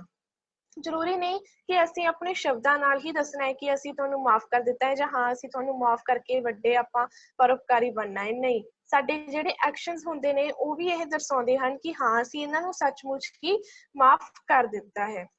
ਜਿਹੜਾ ਰਿਵੈਂਜ ਹੁੰਦਾ ਹੈ, ਬਦਲਾ ਹੁੰਦਾ ਹੈ, ਇਹ ਕਦੇ ਵੀ ਮਿੱਠਾ ਨਹੀਂ ਹੁੰਦਾ ਜਾਂ ਫਿਰ ਆਨੰਦਮਈ ਨਹੀਂ ਹੁੰਦਾ। ਬਦਲਾ ਇੱਕ ਖਾਲੀ ਅਹਿਸਾਸ ਹੁੰਦਾ ਹੈ, ਇਸ ਦੇ ਵਿੱਚ ਕੋਈ ਅਹਿਸਾਸ ਨਹੀਂ ਹੁੰਦਾ। ਬਦਲੇ ਦੀਆਂ ਜਿਹੜੀਆਂ ਭਾਵਨਾਵਾਂ ਹੁੰਦੀਆਂ ਨੇ ਨਾ, ਇਹ ਸਾਡੇ ਸਰੀਰ ਉੱਪਰ ਫਾਲਤੂ ਬਿਮਾਰੀਆਂ ਪਾਉਂਦੀਆਂ ਹਨ ਤੇ ਸਾਨੂੰ ਸਪਿਰਿਚੁਅਲੀ, ਮੈਂਟਲੀ, ਫਿਜ਼ੀਕਲੀ ਇਹ ਬਿਮਾਰ ਕਰ ਦਿੰਦੀਆਂ ਹਨ। ਪਰ ਜਿਹੜੇ ਪਲ ਅਸੀਂ ਕਿਸੇ ਨੂੰ ਖਿਮਾ ਕਰ ਦਈਏ, ਕਿਸੇ ਨੂੰ ਫॉरगिव ਕਰ ਦਈਏ, ਅਸੀਂ ਫॉरगिवनेस ਦਾ ਦਾਨ ਦੇ ਦਈਏ ਤਾਂ ਉਸ ਤੋਂ ਬਾਅਦ ਉਸੇ ਪਲ ਤੋਂ ਹੀ ਅਸੀਂ ਠੀਕ ਹੋਣਾ ਸ਼ੁਰੂ ਹੋ ਜਾਵਾਂਗੇ, ਚਾਹੇ ਉਹ ਸਪਿਰਿਚੁਅਲੀ ਹੋਈਏ, ਚਾਹੇ ਮੈਂਟਲੀ ਹੋਈਏ, ਚਾਹੇ ਫਿਜ਼ੀਕਲੀ ਹੋਈਏ, ਤਾਂ ਅਸੀਂ ਉਸੇ ਪਲ ਤੋਂ ਹੀ ਠੀਕ ਹੋਣਾ ਸ਼ੁਰੂ ਹੋ ਜਾਵਾਂਗੇ। ਫॉरगिवनेस ਜਿਹੜਾ ਇੱਕ ਵਰਡ ਹੈ ਇਹ ਬਹੁਤ ਜ਼ਰੂਰੀ ਗੱਲ ਹੈ ਕਿ ਇਹ ਕਮਜ਼ੋਰੀ ਦਾ ਪ੍ਰਤੀਕ ਨਹੀਂ ਹੁੰਦਾ। ਇਹਦੇ ਲਈ ਤਾਂ ਸਾਨੂੰ ਹੋਰ ਜ਼ਿਆਦਾ ਤਾਕਤ ਦੀ ਜ਼ਰੂਰਤ ਪੈਂਦੀ ਹੈ, ਸਾਨੂੰ ਹੋਰ ਜ਼ਿਆਦਾ ਤਾਕਤ ਆਪਣੀ ਜ਼ਿੰਦਗੀ ਦੇ ਵਿੱਚ ਲਿਆਉਣੀ ਪੈਂਦੀ ਹੈ ਕਿਸੇ ਨੂੰ ਵੀ ਫॉरगिव ਕਰਨ ਦੇ ਲਈ। ਇਹਨੇ ਇੱਕ ਫਰਮਾਨ ਹੁੰਦਾ ਹੈ ਜੀ, ਜਹਾਂ ਲੋਭ ਤਹ ਕਾਲ ਹੈ, ਜਹਾਂ ਖਿਮਾ ਤਹ ਆਪ। ਜਿੱਥੇ ਵੀ ਲਾਲਚ ਹੁੰਦਾ ਹੈ ਉੱਥੇ ਮੌਤ ਹੁੰਦੀ ਹੈ, ਭਾਵ ਕਿ ਕਾਲ ਹੁੰਦਾ ਹੀ ਹੈ, ਪਰ ਜਿੱਥੇ ਕਿ ਖਿਮਾ ਹੁੰਦੀ ਹੈ ਉੱਥੇ ਪਰਮਾਤਮਾ ਆਪ ਨਿਵਾਸ ਕਰਦਾ ਹੈ। ਆਪਾਂ ਇਸ ਇੱਕ ਪੰਕਤੀ ਨੂੰ ਆਪਣੇ ਦਿਮਾਗ ਦੇ ਵਿੱਚ ਬਿਠਾ ਲਈਏ, ਜਿੱਥੇ ਖਿਮਾ ਦਾ ਪ੍ਰਕਾਸ਼ ਉੱਥੇ ਪਰਮਾਤਮਾ ਦਾ ਨਿਵਾਸ। ਜੇਕਰ ਅਸੀਂ ਕਿਸੇ ਨੂੰ ਮਾਫ ਕਰਾਂਗੇ ਤਾਂ ਸਾਡਾ ਜਿਹੜੀਆਂ ਕਾਮਨ ਬਿਮਾਰੀਆਂ ਅੱਜ ਕੱਲ੍ਹ ਬਹੁਤ ਜ਼ਿਆਦਾ ਆਮ ਹੋ ਗਈਆਂ ਹਨ, ਜਿਵੇਂ ਕਿ BP etcetera, cholesterol, heart rate ਜ਼ਿਆਦਾ ਹੋਣਾ, ਉਸ ਨੂੰ ਘੱਟ ਕਰਨ ਦੇ ਵਿੱਚ ਵੀ ਸਾਡੀ ਮਦਦ ਕਰਦਾ ਹੈ। ਇੱਕ ਸਟੱਡੀ ਦੌਰਾਨ, ਸਾਇੰਟੀਫਿਕ ਸਟੱਡੀ ਦੌਰਾਨ ਇਹ ਵੀ ਪਤਾ ਲੱਗਦਾ ਹੈ ਕਿ ਜਿਹੜੀ ਸਾਨੂੰ ਚੰਗੀ ਨੀਂਦ ਆਉਂਦੀ ਹੈ, ਫॉरगिवनेस ਦਾ ਸੰਬੰਧ ਉਹਦੇ ਨਾਲ ਵੀ ਹੈ। ਫॉरगिवनेस ਦੇ ਲਾਭ ਇਹ ਨਹੀਂ ਹੈ ਕਿ ਸਿਰਫ ਫਿਜ਼ੀਕਲ ਹਨ, ਇਹ ਮੈਂਟਲ ਹੈਲਥ ਦੇ ਨਾਲ ਵੀ ਸੰਬੰਧਿਤ ਹੈ। ਜੇਕਰ ਅਸੀਂ ਪੁਰਾਣੀਆਂ ਗੱਲਾਂ ਨੂੰ ਭੁਲਾਵਾਂਗੇ ਤਾਂ ਸਾਡਾ ਜਿਹੜਾ ਦਿਮਾਗ ਦੇ ਉੱਪਰ ਤਣਾਅ ਹੁੰਦਾ ਹੈ, ਡਿਪਰੈਸ਼ਨ ਹੁੰਦਾ ਹੈ, ਉਹ ਸਾਡੇ ਦਿਮਾਗ ਤੋਂ ਲੈ ਜਾਵੇਗਾ। ਜੇਕਰ ਅਸੀਂ ਇਸ ਫਰਮਾਨ ਨੂੰ ਪੜ੍ਹੀਏ, ਗੁਰਮੁਖ ਬਖਸ਼ ਜਮਾਈਨ ਮਨਮੁਖੀ ਮੂਲ ਗਵਾਇਆ। ਜਿਹੜਾ ਗੁਰੂ ਦੇ ਰਾਹ ਤੇ ਚੱਲਦਾ ਹੈ ਨਾ, ਜੋ ਗੁਰਬਾਣੀ ਪੜ੍ਹਦਾ ਹੈ, ਗੁਰੂ ਦੇ ਦੱਸੇ ਮਾਰਗ ਉੱਪਰ ਚੱਲਦਾ ਹੈ ਤੇ ਆਪਣੀ ਜ਼ਿੰਦਗੀ ਜਿਉਂਦਾ ਹੈ, ਉਹ ਕੀ ਕਰਦਾ ਹੈ, ਉਹ ਜਿਹੜੇ ਖਿਮਾ ਦਾ ਪੌਦਾ ਹੁੰਦਾ ਹੈ ਉਸਨੂੰ ਉਗਾ ਲੈਂਦਾ ਹੈ। ਪਰ ਜਿਹੜਾ ਮਨਮੁਖ ਹੁੰਦਾ ਹੈ, ਮਨ ਦੇ ਪਿੱਛੇ ਲੱਗਣ ਵਾਲਾ ਹੁੰਦਾ ਹੈ, ਉਹ ਆਪਣੀਆਂ ਜੜ੍ਹਾਂ ਵੀ ਕੱਟ ਲੈਂਦਾ ਹੈ। ਸੋ ਮੇਰੀ ਇਹ ਬੇਨਤੀ ਹੈ ਕਿ ਫॉरगिवनेस ਦਾ ਜਿਹੜਾ ਇਹ ਗੁਣ ਹੈ ਸਾਰਿਆਂ ਵਿੱਚ ਹੈ, ਪਰ ਲੋੜ ਕੀ ਹੈ ਇਸ ਨੂੰ ਲੱਭਣ ਦੀ। ਤਾਂ ਆਪਾਂ ਜ਼ਰੂਰ ਇਸ ਗੁਣ ਨੂੰ ਲੱਭੀਏ ਤੇ ਆਪਣੀ ਜ਼ਿੰਦਗੀ ਦੇ ਵਿੱਚ ਇਸ ਨੂੰ ਲਾਗੂ ਕਰੀਏ, ਤਾਂ ਕਿ ਅਸੀਂ ਮੈਂਟਲੀ ਤੇ ਫਿਜ਼ੀਕਲੀ, ਸਪਿਰਿਚੁਅਲੀ ਹਰ ਪਾਸੇ ਹੀ ਫਿੱਟ ਰਹਿ ਸਕੀਏ। ਸੋ ਅੰਤ ਦੇ ਵਿੱਚ ਮੈਂ ਆਪਣੀ ਵਾਈਸੀ ਅਮਨਦੀਪ ਕੌਰ ਜੀ ਦਾ ਬਹੁਤ ਧੰਨਵਾਦ ਕਰਦੀ ਹਾਂ, ਜਿਨ੍ਹਾਂ ਨੇ ਮੈਨੂੰ ਇਸ ਕੈਂਪ ਦੇ ਵਿੱਚ ਬੋਲਣ ਦਾ ਮੌਕਾ ਦਿੱਤਾ। ਵਾਹਿਗੁਰੂ ਜੀ ਕਾ ਖਾਲਸਾ, ਵਾਹਿਗੁਰੂ ਜੀ ਕੀ ਫਤਿਹ। ਬੋਲੇ ਸੋ ਨਿਹਾਲ, ਸਤਿ ਸ਼੍ਰੀ ਅਕਾਲ। ਬਹੁਤ ਖੁਸ਼ੀ ਹੈ ਬੇਟਾ ਜੀ, ਬਹੁਤ ਪਿਆਰਾ ਵਿਸ਼ਾ ਜਿਹੜਾ ਤੁਸੀਂ ਬੋਲਿਆ, ਗੁਰਬਾਣੀ ਦੀਆਂ ਪੰਕਤੀਆਂ ਨਾਲ ਲੈ ਕੇ ਗੁਰੂ ਤੋਂ ਸੇਧ ਲੈ ਕੇ ਜਿਹੜਾ ਇਹ ਅੱਗੇ ਵੰਡਣਾ ਕੀਤਾ। ਸੋ ਬਹੁਤ ਬਹੁਤ ਧੰਨਵਾਦ ਜੀ। ਬੇਟੀ ਰਵਨੀਤ ਕੌਰ ਜੀ, ਗੁਰਨੂਰ ਕੌਰ ਜੀ, ਹੁਣ ਬੇਟੀ ਰਵਨੀਤ ਕੌਰ ਜੀ ਹੈ ਤੇ ਹੈਂਡ ਰੇਜ਼ ਕਰੋ ਜੀ। ਨਹੀਂ, ਆਪਣਾ ਅਗਲਾ ਵਿਸ਼ਾ ਲੈ ਰਹੇ ਹਾਂ ਜੀ। ਹਾਂਜੀ, ਆਪਾਂ ਅਗਲਾ ਸੈਸ਼ਨ ਸ਼ੁਰੂ ਕਰਦੇ ਹਾਂ ਜੀ। ਅੱਜ ਦਾ ਕਲਾਸ ਹੈ ਜੀ ਇੰਗਲਿਸ਼ ਸਪੋਕਨ ਦੀ। ਪ੍ਰਿੰਸੀਪਲ ਕੁਲਵੰਤ ਕੌਰ ਜੀ ਨੂੰ ਬੇਨਤੀ ਹੈ ਕਿ ਉਹ ਆਪਣਾ ਵਿਸ਼ਾ ਲੈਣਗੇ ਜੀ। ਪ੍ਰਿੰਸੀਪਲ ਕੁਲਵੰਤ ਕੌਰ ਜੀ ਜੇ ਜੁੜੇ ਹੈ ਤੇ ਆਓ ਜੀ। ਹਾਂਜੀ, ਵਾਹਿਗੁਰੂ ਜੀ ਕਾ ਖਾਲਸਾ, ਵਾਹਿਗੁਰੂ ਜੀ ਕਾ ਖਾਲਸਾ, ਵਾਹਿਗੁਰੂ ਜੀ ਕੀ ਫਤਿਹ। ਬਹੁਤ ਬਹੁਤ ਧੰਨਵਾਦ ਭੈਣ ਜੀ। ਹੁਣੇ ਗੁਰਨੂਰ ਕੌਰ ਨੇ ਬੜਾ ਵਧੀਆ, ਇੰਨਾ ਵਧੀਆ ਆਪਣੇ ਵਿਊਜ਼ ਦਿੱਤੇ ਤੇ ਮੈਂ ਉਹਦੇ ਵਿੱਚ ਇੱਕ ਗੱਲ ਇੱਕਦਮ ਮੈਨੂੰ ਯਾਦ ਆਈ ਕਿ the first to apologize is the bravest। ਜਿਹੜਾ ਸਭ ਤੋਂ ਪਹਿਲੇ ਮਾਫੀ ਮੰਗਦਾ ਨਾ, ਉਹ ਕਹਿੰਦੇ ਦੁਨੀਆ 'ਚ ਸਭ ਤੋਂ brave ਹੈ। the first to forgive is the strongest। ਔਰ ਜਿਹੜਾ ਪਹਿਲੇ ਮਾਫ ਕਰ ਦਿੰਦਾ ਹੈ ਉਹ ਸਭ ਤੋਂ ਸਟਰੋਂਗ ਹੈ। ਪਰ ਇਸ ਤੋਂ ਉੱਪਰ ਵੀ ਇੱਕ ਗੱਲ ਹੈ ਕਿ the first to forget is the happiest। ਸਭ ਤੋਂ ਜ਼ਿਆਦਾ ਖੁਸ਼ ਕੌਣ ਰਹਿੰਦਾ? ਜੋ ਭੁੱਲ ਜਾਂਦਾ ਹੈ। ਸੋ ਕਹਿੰਦੇ forgetfulness ਜਾਂ bad memory is the bliss। ਜਿਨ੍ਹਾਂ ਦੀ ਯਾਦਦਾਸ਼ਤ ਕਮਜ਼ੋਰ ਹੈ ਨਾ, ਕਿ ਕਿਸੇ ਨੇ ਕੁਝ ਕਿਹਾ ਤੇ ਉਹ ਭੁੱਲ ਗਏ, ਹੈ ਨਾ। So the first to apologize is the bravest, the first to forgive is the strongest, and the first to forget is the happiest। So ਅਸੀਂ forgive ਤੋਂ ਬਾਅਦ forget ਵੱਲ ਜਾਣਾ ਹੈ। ਸੋ ਮੈਂ ਜ਼ਿਆਦਾ ਟਾਈਮ ਨਾ ਵੇਸਟ ਕਰਾਂ, ਸਕਰੀਨ ਸ਼ੇਅਰ ਕਰਨ ਲੱਗੀ ਹਾਂ ਮੈਂ। ਅੱਜ ਅਸੀਂ ਕੁਝ ਹੋਰ ਵਰਡਸ ਕਰਾਂਗੇ ਜਿਹੜੇ ਬੱਚਿਆਂ ਨੂੰ ਆਈਲਸ ਦੇ ਵਿੱਚ ਜਾਂ ਅੱਜ ਕੱਲ ਦੀ ਲਾਈਕ ਅਸੀਂ ਕਹਿੰਦੇ ਨਾ ਕਾਮਨ ਭਾਸ਼ਾ ਦੇ ਵਿੱਚ ਜਿਹੜੇ, ਜਿਵੇਂ ਅਸੀਂ ਕੁਝ ਯੂਜ਼ ਕੀਤੇ ਸੀਗੇ words last week. So we'll do some more today. Definitions to brainstorm and reflect. Brainstorm ਦਾ ਮੈਂ ਮਤਲਬ ਪਿਛਲੀ ਵਾਰ ਦੱਸਿਆ ਸੀ, ਜਦੋਂ ਅਸੀਂ ਕੋਈ ਏਦਾਂ ਦਾ ਟੌਪਿਕ ਬੱਚਿਆਂ ਨੂੰ ਦੇ ਦਿੰਦੇ ਹਾਂ ਜਿਹਦੇ ਬਾਰੇ ਹਰ ਬੱਚਾ ਆਪਣੇ ਆਪਣੇ ਵਿਚਾਰ ਦਿੰਦਾ ਹੈ। ਸੋ ਬ੍ਰੇਨਸਟੋਰਮ, ਜਿਹਦੇ ਬਾਰੇ ਤੁਹਾਡੇ ਮਨ ਦੇ ਅੰਦਰ ਕੋਈ ਵੀ ਖਿਆਲਾਤ ਆਉਂਦਾ ਹੈ ਨਾ, ਤੇ ਉਹਨੂੰ ਤੁਸੀਂ ਦੱਸਦੇ ਹੋ। ਉਹ ਖਿਆਲ ਕੋਈ ਵੀ ਹੋ ਸਕਦਾ ਹੈ, ਜਿਵੇਂ ਮੈਂ ਤੁਹਾਨੂੰ ਕਿਹਾ ਇਨਫਰਾਸਟਰਕਚਰ ਕਿਹਾ, ਜਾਂ ਮੈਂ ਜਿਸ ਤਰ੍ਹਾਂ GDP ਕਿਹਾ ਸੀ, ਉਹਦੇ ਬਾਰੇ ਤੁਹਾਡੇ ਮਾਈਂਡ ਦੇ ਵਿੱਚ ਕੋਈ ਵੀ ਵਿਚਾਰ ਆਇਆ ਤੇ ਤੁਸੀਂ ਉਹਨੂੰ ਉਦੋਂ ਆਪਣੇ ਵਿਚਾਰਾਂ ਨੂੰ ਦੱਸਦੇ ਹੋ। ਉਹਦੇ ਬਾਰੇ ਤੁਹਾਡੇ ਮਾਈਂਡ ਦੇ ਵਿੱਚ ਬਹੁਤ ਸਾਰੇ ਕੁਐਸਚਨਸ ਆਉਂਦੇ ਆ, ਤੁਸੀਂ ਉਹਦੇ ਬਾਰੇ ਡਿਸਕਸ਼ਨ ਕਰਦੇ ਹੋ। that is called brainstorming, है ना. And reflect, secondly ये definition सिर्फ सीखण ਲਈ नहीं है. reflect कि ਤੁਹਾਨੂੰ ਉਹ ਚੀਜ਼ ਤੁਹਾਡੇ ਅੰਦਰ ਝਲਕਣੀ ਵੀ ਚਾਹੀਦੀ ਹੈ ਕਿ ਹਾਂ ਤੁਹਾਨੂੰ ਇਸ ਬਾਰੇ ਪਤਾ ਹੈ ਨਾ. ਜਿਵੇਂ ਤੁਸੀਂ ਜੋ ਵੀ ਸਿੱਖਦੇ ਹੋ ਨਾ ਉਹ ਤੁਹਾਡੇ ਅੰਦਰੋਂ ਰਿਫਲੈਕਟ ਵੀ ਹੋਣਾ ਚਾਹੀਦਾ ਹੈ. okay, so my first word is infrastructure. बड़ा important word है, very much used in today's English. आजकल बहुत यूज किया जाता है. न्यूज़पेपर च ਅਸੀਂ ਗੱਲ ਕਰਦੇ ਹਾਂ, ਕਿਸੇ ਕੰਟਰੀ ਦੀ ਗਰੋਥ ਦੀ ਗੱਲ ਹੁੰਦੀ ਹੈ ਤਾਂ ਅਸੀਂ ਕਹਿੰਦੇ ਹਾਂ ਉਸ ਕੰਟਰੀ ਦਾ ਇਨਫਰਾਸਟ੍ਰਕਚਰ ਦੇ ਬਾਰੇ ਅਸੀਂ ਗੱਲ ਕਰਦੇ ਹਾਂ. ਜਿਵੇਂ ਅਸੀਂ ਕਹਿੰਦੇ ਹਾਂ ਇਨਫਰਾਸਟ੍ਰਕਚਰ ਹੁੰਦਾ ਕੀ ਹੈ, that is ਬੁਨਿਆਦੀ ਢਾਂਚਾ. ਬੁਨਿਆਦੀ ਢਾਂਚਾ ਕਿਸੇ ਵੀ ਆਰਗੇਨਾਈਜੇਸ਼ਨ ਦਾ, ਕਿਸੇ ਵੀ ਜਗ੍ਹਾ ਦਾ ਬੁਨਿਆਦੀ ਢਾਂਚਾ, ਤਾਂ ਅਸੀਂ ਉਹਨੂੰ ਕੀ ਕਹਿੰਦੇ ਇਨਫਰਾਸਟ੍ਰਕਚਰ. ਜਿਵੇਂ ਅਸੀਂ ਕਹਿੰਦੇ ਸਾਡੀ ਕੰਟਰੀ ਦੀ ਰੋਡਸ ਬਹੁਤ ਅੱਛੀਆਂ ਨੇ, ਜਾਂ ਪਾਵਰ ਸਪਲਾਈ ਬਹੁਤ ਵਧੀਆ ਹੈ, telephone facilities, hospital, schools, colleges, educational institution, ਇਹ ਸਭ ਬਹੁਤ ਅਗਰ ਵਧੀਆ ਤਾਂ ਅਸੀਂ ਕੀ ਕਹਿੰਦੇ ਆ ਕਿ ਸਾਡੇ ਦੇਸ਼ ਦਾ ਬੁਨਿਆਦੀ ਢਾਂਚਾ ਬੜਾ ਵਧੀਆ ਹੈ. ਸੋ ਉਸ ਬੁਨਿਆਦੀ ਢਾਂਚੇ ਨੂੰ ਅਸੀਂ ਕੀ ਕਹਿੰਦੇ ਆ, infrastructure. Infrastructure. Second word is juvenile delinquency.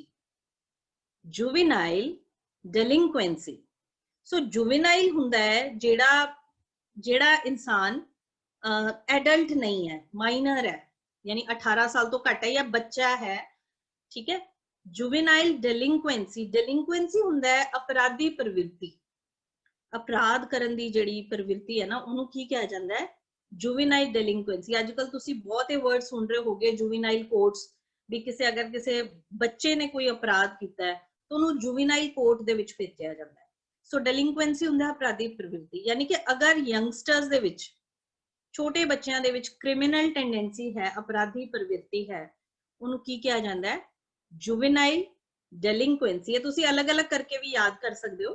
कुछ बच्चे असीं कहंदे आ, तुसी नोटिस कीता होना है कि ਜਿਹੜੇ ਬੱਚੇ, ਜਿਵੇਂ ਤੁਸੀਂ ਸਾਰੇ ਗੁਰਬਾਣੀ ਤੋਂ ਬਹੁਤ ਜੁੜੇ ਹੋਏ ਹੋ ਗੁਰਬਾਣੀ ਦੇ ਨਾਲ, ਜਿਹੜੇ ਬੱਚਿਆਂ ਨੂੰ ਬਚਪਨ 'ਚ ਵੈਲਿਊਜ਼ ਨਹੀਂ ਮਿਲੀਆਂ ਹੁੰਦੀਆਂ, ਬਚਪਨ 'ਚੋਂ ਗੁਰਬਾਣੀ ਨਾਲ ਨਹੀਂ ਜੁੜੇ ਹੁੰਦੇ, ਉਹਨਾਂ ਨੂੰ ਕਿਸੇ ਨੇ ਇਸ ਰਸਤੇ ਤੇ ਨਹੀਂ ਪਾਇਆ ਹੁੰਦਾ, ਉਹਨਾਂ ਦੇ ਅੰਦਰ ਕ੍ਰਿਮੀਨਲ ਟੈਂਡੈਂਸੀ ਆ ਜਾਂਦੀ ਹੈ, ਕੁਝ ਗਲਤ ਕਰਨ ਦੀ ਭਾਵਨਾ ਆਉਂਦੀ ਹੈ. ਬਟ ਜਿਹੜੇ ਬੱਚੇ ਸਪਿਰਿਚੁਅਲਿਟੀ ਨਾਲ ਜੁੜੇ ਹੋਏ ਆ ਲਾਈਕ ਯੂ, ਉਹਨਾਂ ਵਿੱਚ ਇਹ ਚੀਜ਼ ਆ ਹੀ ਨਹੀਂ ਸਕਦੀ, है ना. सो delinquent children वो होंगे हैं जिन्हां दे विच कुछ ना कुछ गलत करन दी भावना हमेशा रहती है. एंड juvenile होंगे हैं जेड़े 18 साल तो घट ने, ठीक है. सो juvenile delinquency. next is materialism. materialism. materialism मतलब एक ऐदां दा विचार कि spirituality कुछ नहीं है, सारा कुछ material यानी पदार्थवाद. इनू पंजाबी च की कहते हैं, पदार्थवाद. ये वर्ड में क्यों कराया, क्योंकि अजकल असी की कहते हैं साडे अंदर मटीरियलिज्म ज्यादा आ गया है ना. साडे अंदर साडी पदार्थां दी दौड़ है ना जिहड़ी साडे अंदर वो ज्यादा हो गई. असी स्पिरिचुअलिटी तो दूर हो रहे हैं. मतलब सानू की वधिया लगदा है कि मैनू ए वाली पोस्ट मिल गई, इन्ने पैसे मिल गए, मैं ए चीज लैनी है, वो चीज लैनी है.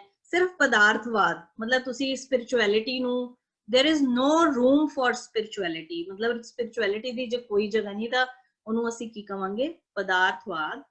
that is materialism. materialism. next is nepotism. ये वर्ड भी बहुत ज्यादा यूज हो रहा है. तुसी कुछ भी आजकल न्यूज़ दे विच सुनोगे nepotism बारे बहुत गलबात हो रही है. either it is newspaper or TV. nepotism. Nepotism ਹੁੰਦਾ ਹੈ ਜਿਹਨੂੰ ਅਸੀਂ ਪੰਜਾਬੀ ਵਿੱਚ ਕਹਿੰਦੇ ਆ ਭਾਈ ਭਤੀਜਾਵਾਦ. ਮਤਲਬ ਮੰਨ ਲਓ ਕਿਸੇ ਆਰਗੇਨਾਈਜੇਸ਼ਨ ਦੇ ਵਿੱਚ ਅਗਰ ਕੋਈ ਇਨਸਾਨ ਆਪਣੇ ਰਿਸ਼ਤੇਦਾਰਾਂ ਨੂੰ ਜਾਂ ਆਪਣੇ ਨੋਨ ਪਰਸਨਸ ਨੂੰ ਪ੍ਰਾਇੋਰਿਟੀ ਦਿੰਦਾ ਹੈ ਕਿਹਦੇ ਵਿੱਚ, ਕਿ ਜੋ ਜੌਬਸ ਹੈ ਮੈਂ ਸਿਰਫ ਆਪਣੇ ਰਿਲੇਟਿਵਸ ਨੂੰ ਦਵਾਂ ਜਾਂ ਜਿਹੜੇ ਮੇਰੇ ਜਾਣਕਾਰ ਹੈ ਨਾ ਮੈਂ ਉਹਨਾਂ ਨੂੰ ਦਵਾਂ, ਤੇ ਉਹਦੀ ਮੈਰਿਟ ਨਾ ਕੰਸੀਡਰ ਕੀਤੀ ਜਾਵੇ. ਯਾਨੀ ਕਿ ਕੋਈ ਬਹੁਤ ਵਧੀਆ ਹੈ ਮੈਂ ਉਹਨੂੰ ਨਹੀਂ ਲਿਆ, मैं अपनी सिस्टर ਨੂੰ ਕਿਹਾ ਕਿ ਤੂੰ ਇਹ ਜੌਬ ਤੇ ਆ ਜਾ, ਇੱਕ ਸੀਟ ਖਾਲੀ ਹੈ, ਤੂੰ ਇਹ ਜੌਬ ਕਰ ਲੈ, ਤੇ ਜਿਹੜਾ ਉਹਨੂੰ ਮਤਲਬ ਡਿਜ਼ਰਵ ਕਰਦਾ ਸੀ ਮੈਂ ਉਹਨੂੰ ਉਹ ਜੌਬ ਨਹੀਂ ਦਿੱਤੀ, ਤਾਂ ਉਸ ਚੀਜ਼ ਨੂੰ ਕੀ ਕਹਿੰਦੇ ਆ, ਨੈਪੋਟਿਜ਼ਮ. ਜਿਵੇਂ ਅੱਜਕੱਲ ਤੁਸੀਂ ਸੁਣ ਰਹੇ ਹੋਗੇ ਕਿ ਨੈਪੋਟਿਜ਼ਮ ਹੈ ਹਰ ਜਗ੍ਹਾ ਤੇ. ਨੈਪੋਟਿਜ਼ਮ ਐਸੇ ਕਹੀਏ ਪੋਲਿਟਿਕਸ ਦੇ ਵਿੱਚ ਨੈਪੋਟਿਜ਼ਮ ਹੈ, मतलब कि एक कोई पॉलिटिकल बंदा है ਉਹ ਜਿੰਨੀਆਂ ਵੀ ਸੀਟਾਂ ਨੇ, ਅਗਰ ਕੋਈ ਸੀਟ ਹੈ ਕਿਸੇ ਨੇ ਆਪਣੇ ਬ੍ਰਦਰ ਨੂੰ ਦੇਤੀ ਤੇ ਕਿਸੇ ਨੇ ਆਪਣੇ ਕਜ਼ਨ ਨੂੰ ਦੇਤੀ, ਤੇ ਸਿਰਫ ਜਿਹੜੇ ਤੁਹਾਡੇ ਜਾਣਕਾਰ ਹੈ ਨਾ ਉਹਨਾਂ ਨੂੰ ਤੁਸੀਂ ਕੋਈ ਪੋਸਟ ਦੇ ਦਿੰਦੇ ਹੋ, ਹੈ ਨਾ। ਗਿਵਿੰਗ ਪ੍ਰਾਇੋਰਿਟੀ ਟੂ ਵਨਸ ਰਿਲੇਟਿਵਸ, ਆਪਣੇ ਰਿਲੇਟਿਵਸ ਨੂੰ, overlooking others, ਦੂਸਰਿਆਂ ਨੂੰ ਇਗਨੋਰ ਕਰਦੇ ਹੋਏ। when others have merits to be considered, ਦੂਸਰਿਆਂ ਦੇ ਅੰਦਰ ਉਹ ਗੁਣ ਹੈ ਕਿ ਉਹਨਾਂ ਨੂੰ ਸੀਟ ਮਿਲ ਸਕਦੀ ਸੀ ਬਟ ਤੁਸੀਂ ਨਹੀਂ ਦਿੰਦੇ, ਤਾਂ ਉਹਨੂੰ ਅਸੀਂ ਕੀ ਕਵਾਂਗੇ? ਇੱਥੇ ਨੈਪੋਟਿਜ਼ਮ ਹੈ, ਨੈਪੋਟਿਜ਼ਮ।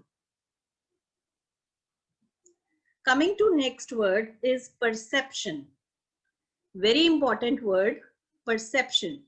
Perception ਹੁੰਦਾ ਹੈ ਜਦੋਂ ਕਿਸੇ ਨੂੰ perceive ਕਰਨ ਦੀ ਸਮਰੱਥਾ, ਮਤਲਬ ਮੈਂ ਤੁਹਾਨੂੰ ਕਿਸ ਤਰ੍ਹਾਂ ਲੈਣੀ ਹਾਂ।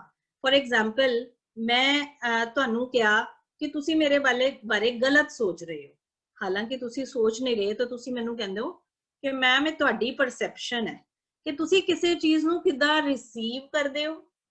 How do you receive something, how do you get something, ਉਹਨੂੰ ਅਸੀਂ ਕਹਿੰਦੇ ਆ perception.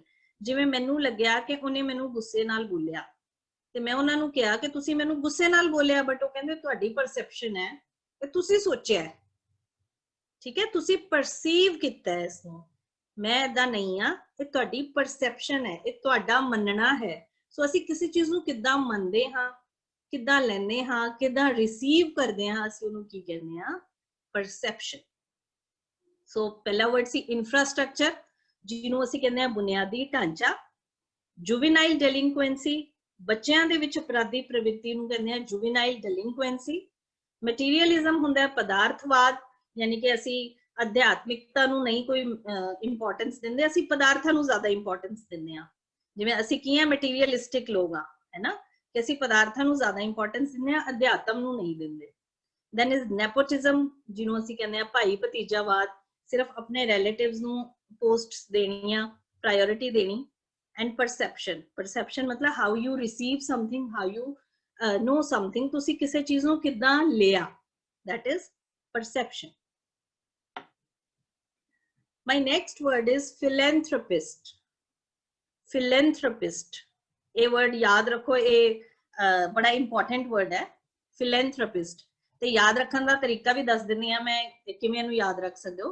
one who loves people and does good to them, ਉਹ ਬੰਦਾ ਜਿਹੜਾ ਕਿ ਲੋਕਾਂ ਨੂੰ ਪਿਆਰ ਕਰਦਾ ਹੈ ਤੇ ਉਹਨਾਂ ਦੀ ਭਲਾਈ ਲਈ ਸੋਚਦਾ ਹੈ। ਫॉर एग्जांपल ਜਿਵੇਂ ਮੈਂ ਕਿਹਾ ਜਸਵਿੰਦਰ ਸਿੰਘ ਅੰਕਲ ਜੀ ਇਜ਼ ਅ ਫਿਲੈਂਥਰੋਪਿਸਟ, ਹੁਣ ਤੁਹਾਨੂੰ ਯਾਦ ਰਹੇਗਾ ਮੈਨੂੰ ਲੱਗਦਾ ਹੈ ਕਿ ਜਿਨ੍ਹਾਂ ਨੂੰ ਇਹ ਹੁੰਦਾ ਹੈ, ਜਿਨ੍ਹਾਂ ਦੇ ਅੰਦਰ ਲੋਕਾਂ ਦੇ ਲਈ ਕੁਝ ਕਰਨ ਦੀ ਤਾਂਘ ਹੁੰਦੀ ਹੈ ਨਾ, ਉਹਨਾਂ ਨੂੰ ਕੀ ਕਿਹਾ ਜਾਂਦਾ ਹੈ? ਫਿਲੈਂਥਰੋਪਿਸਟ।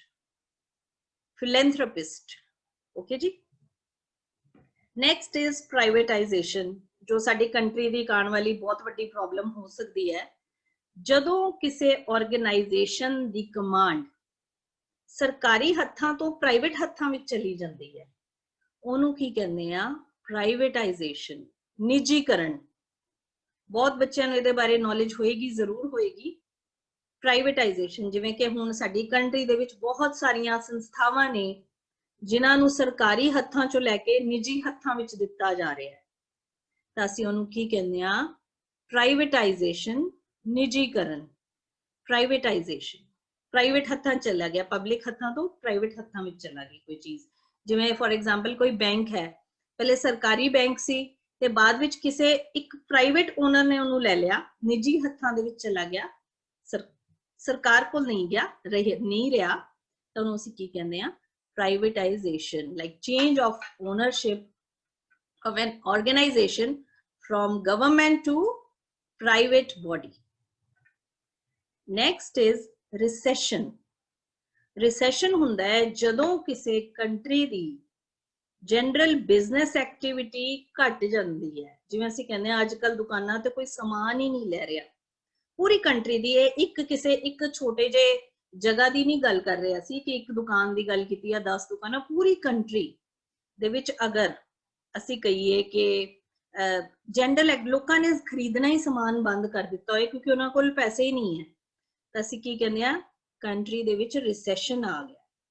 ਮੈਂ ਤੁਹਾਨੂੰ ਇੱਥੇ ਇੱਕ ਬੜੀ ਵਧੀਆ ਗੱਲ ਦੱਸਦੀ ਆ, ਜਦੋਂ ਪੂਰੀ ਵਰਲਡ ਦੇ ਵਿੱਚ ਰਿਸੈਸ਼ਨ ਆਇਆ ਹੋਇਆ ਸੀਗਾ 90s ਦੇ ਵਿੱਚ, ਤਾਂ ਉਦੋਂ ਸਾਡੇ ਇੰਡੀਆ ਦੇ ਵਿੱਚ ਰਿਸੈਸ਼ਨ ਨਹੀਂ ਸੀ ਕਿਉਂਕਿ ਉਦੋਂ ਸਾਡੇ ਜਿਹੜੇ ਪ੍ਰਾਈਮ ਮਿਨਿਸਟਰ ਸੀਗੇ ਉਹ ਡਾਕਟਰ ਮਨਮੋਹਨ ਸਿੰਘ ਸੀਗੇ, ਜਿਹੜੇ ਬੜੇ ਵੱਡੇ ਇਕਨੋਮਿਸਟ ਨੇ, ਹੈ ਨਾ। ਤੇ ਉਹਨਾਂ ਨੇ ਪੂਰੇ ਵਰਲਡ ਦੇ ਵਿੱਚ ਰਿਸੈਸ਼ਨ ਸੀ, ਸਿਰਫ ਇੰਡੀਆ ਦੇ ਵਿੱਚ ਨਹੀਂ ਸੀਗਾ।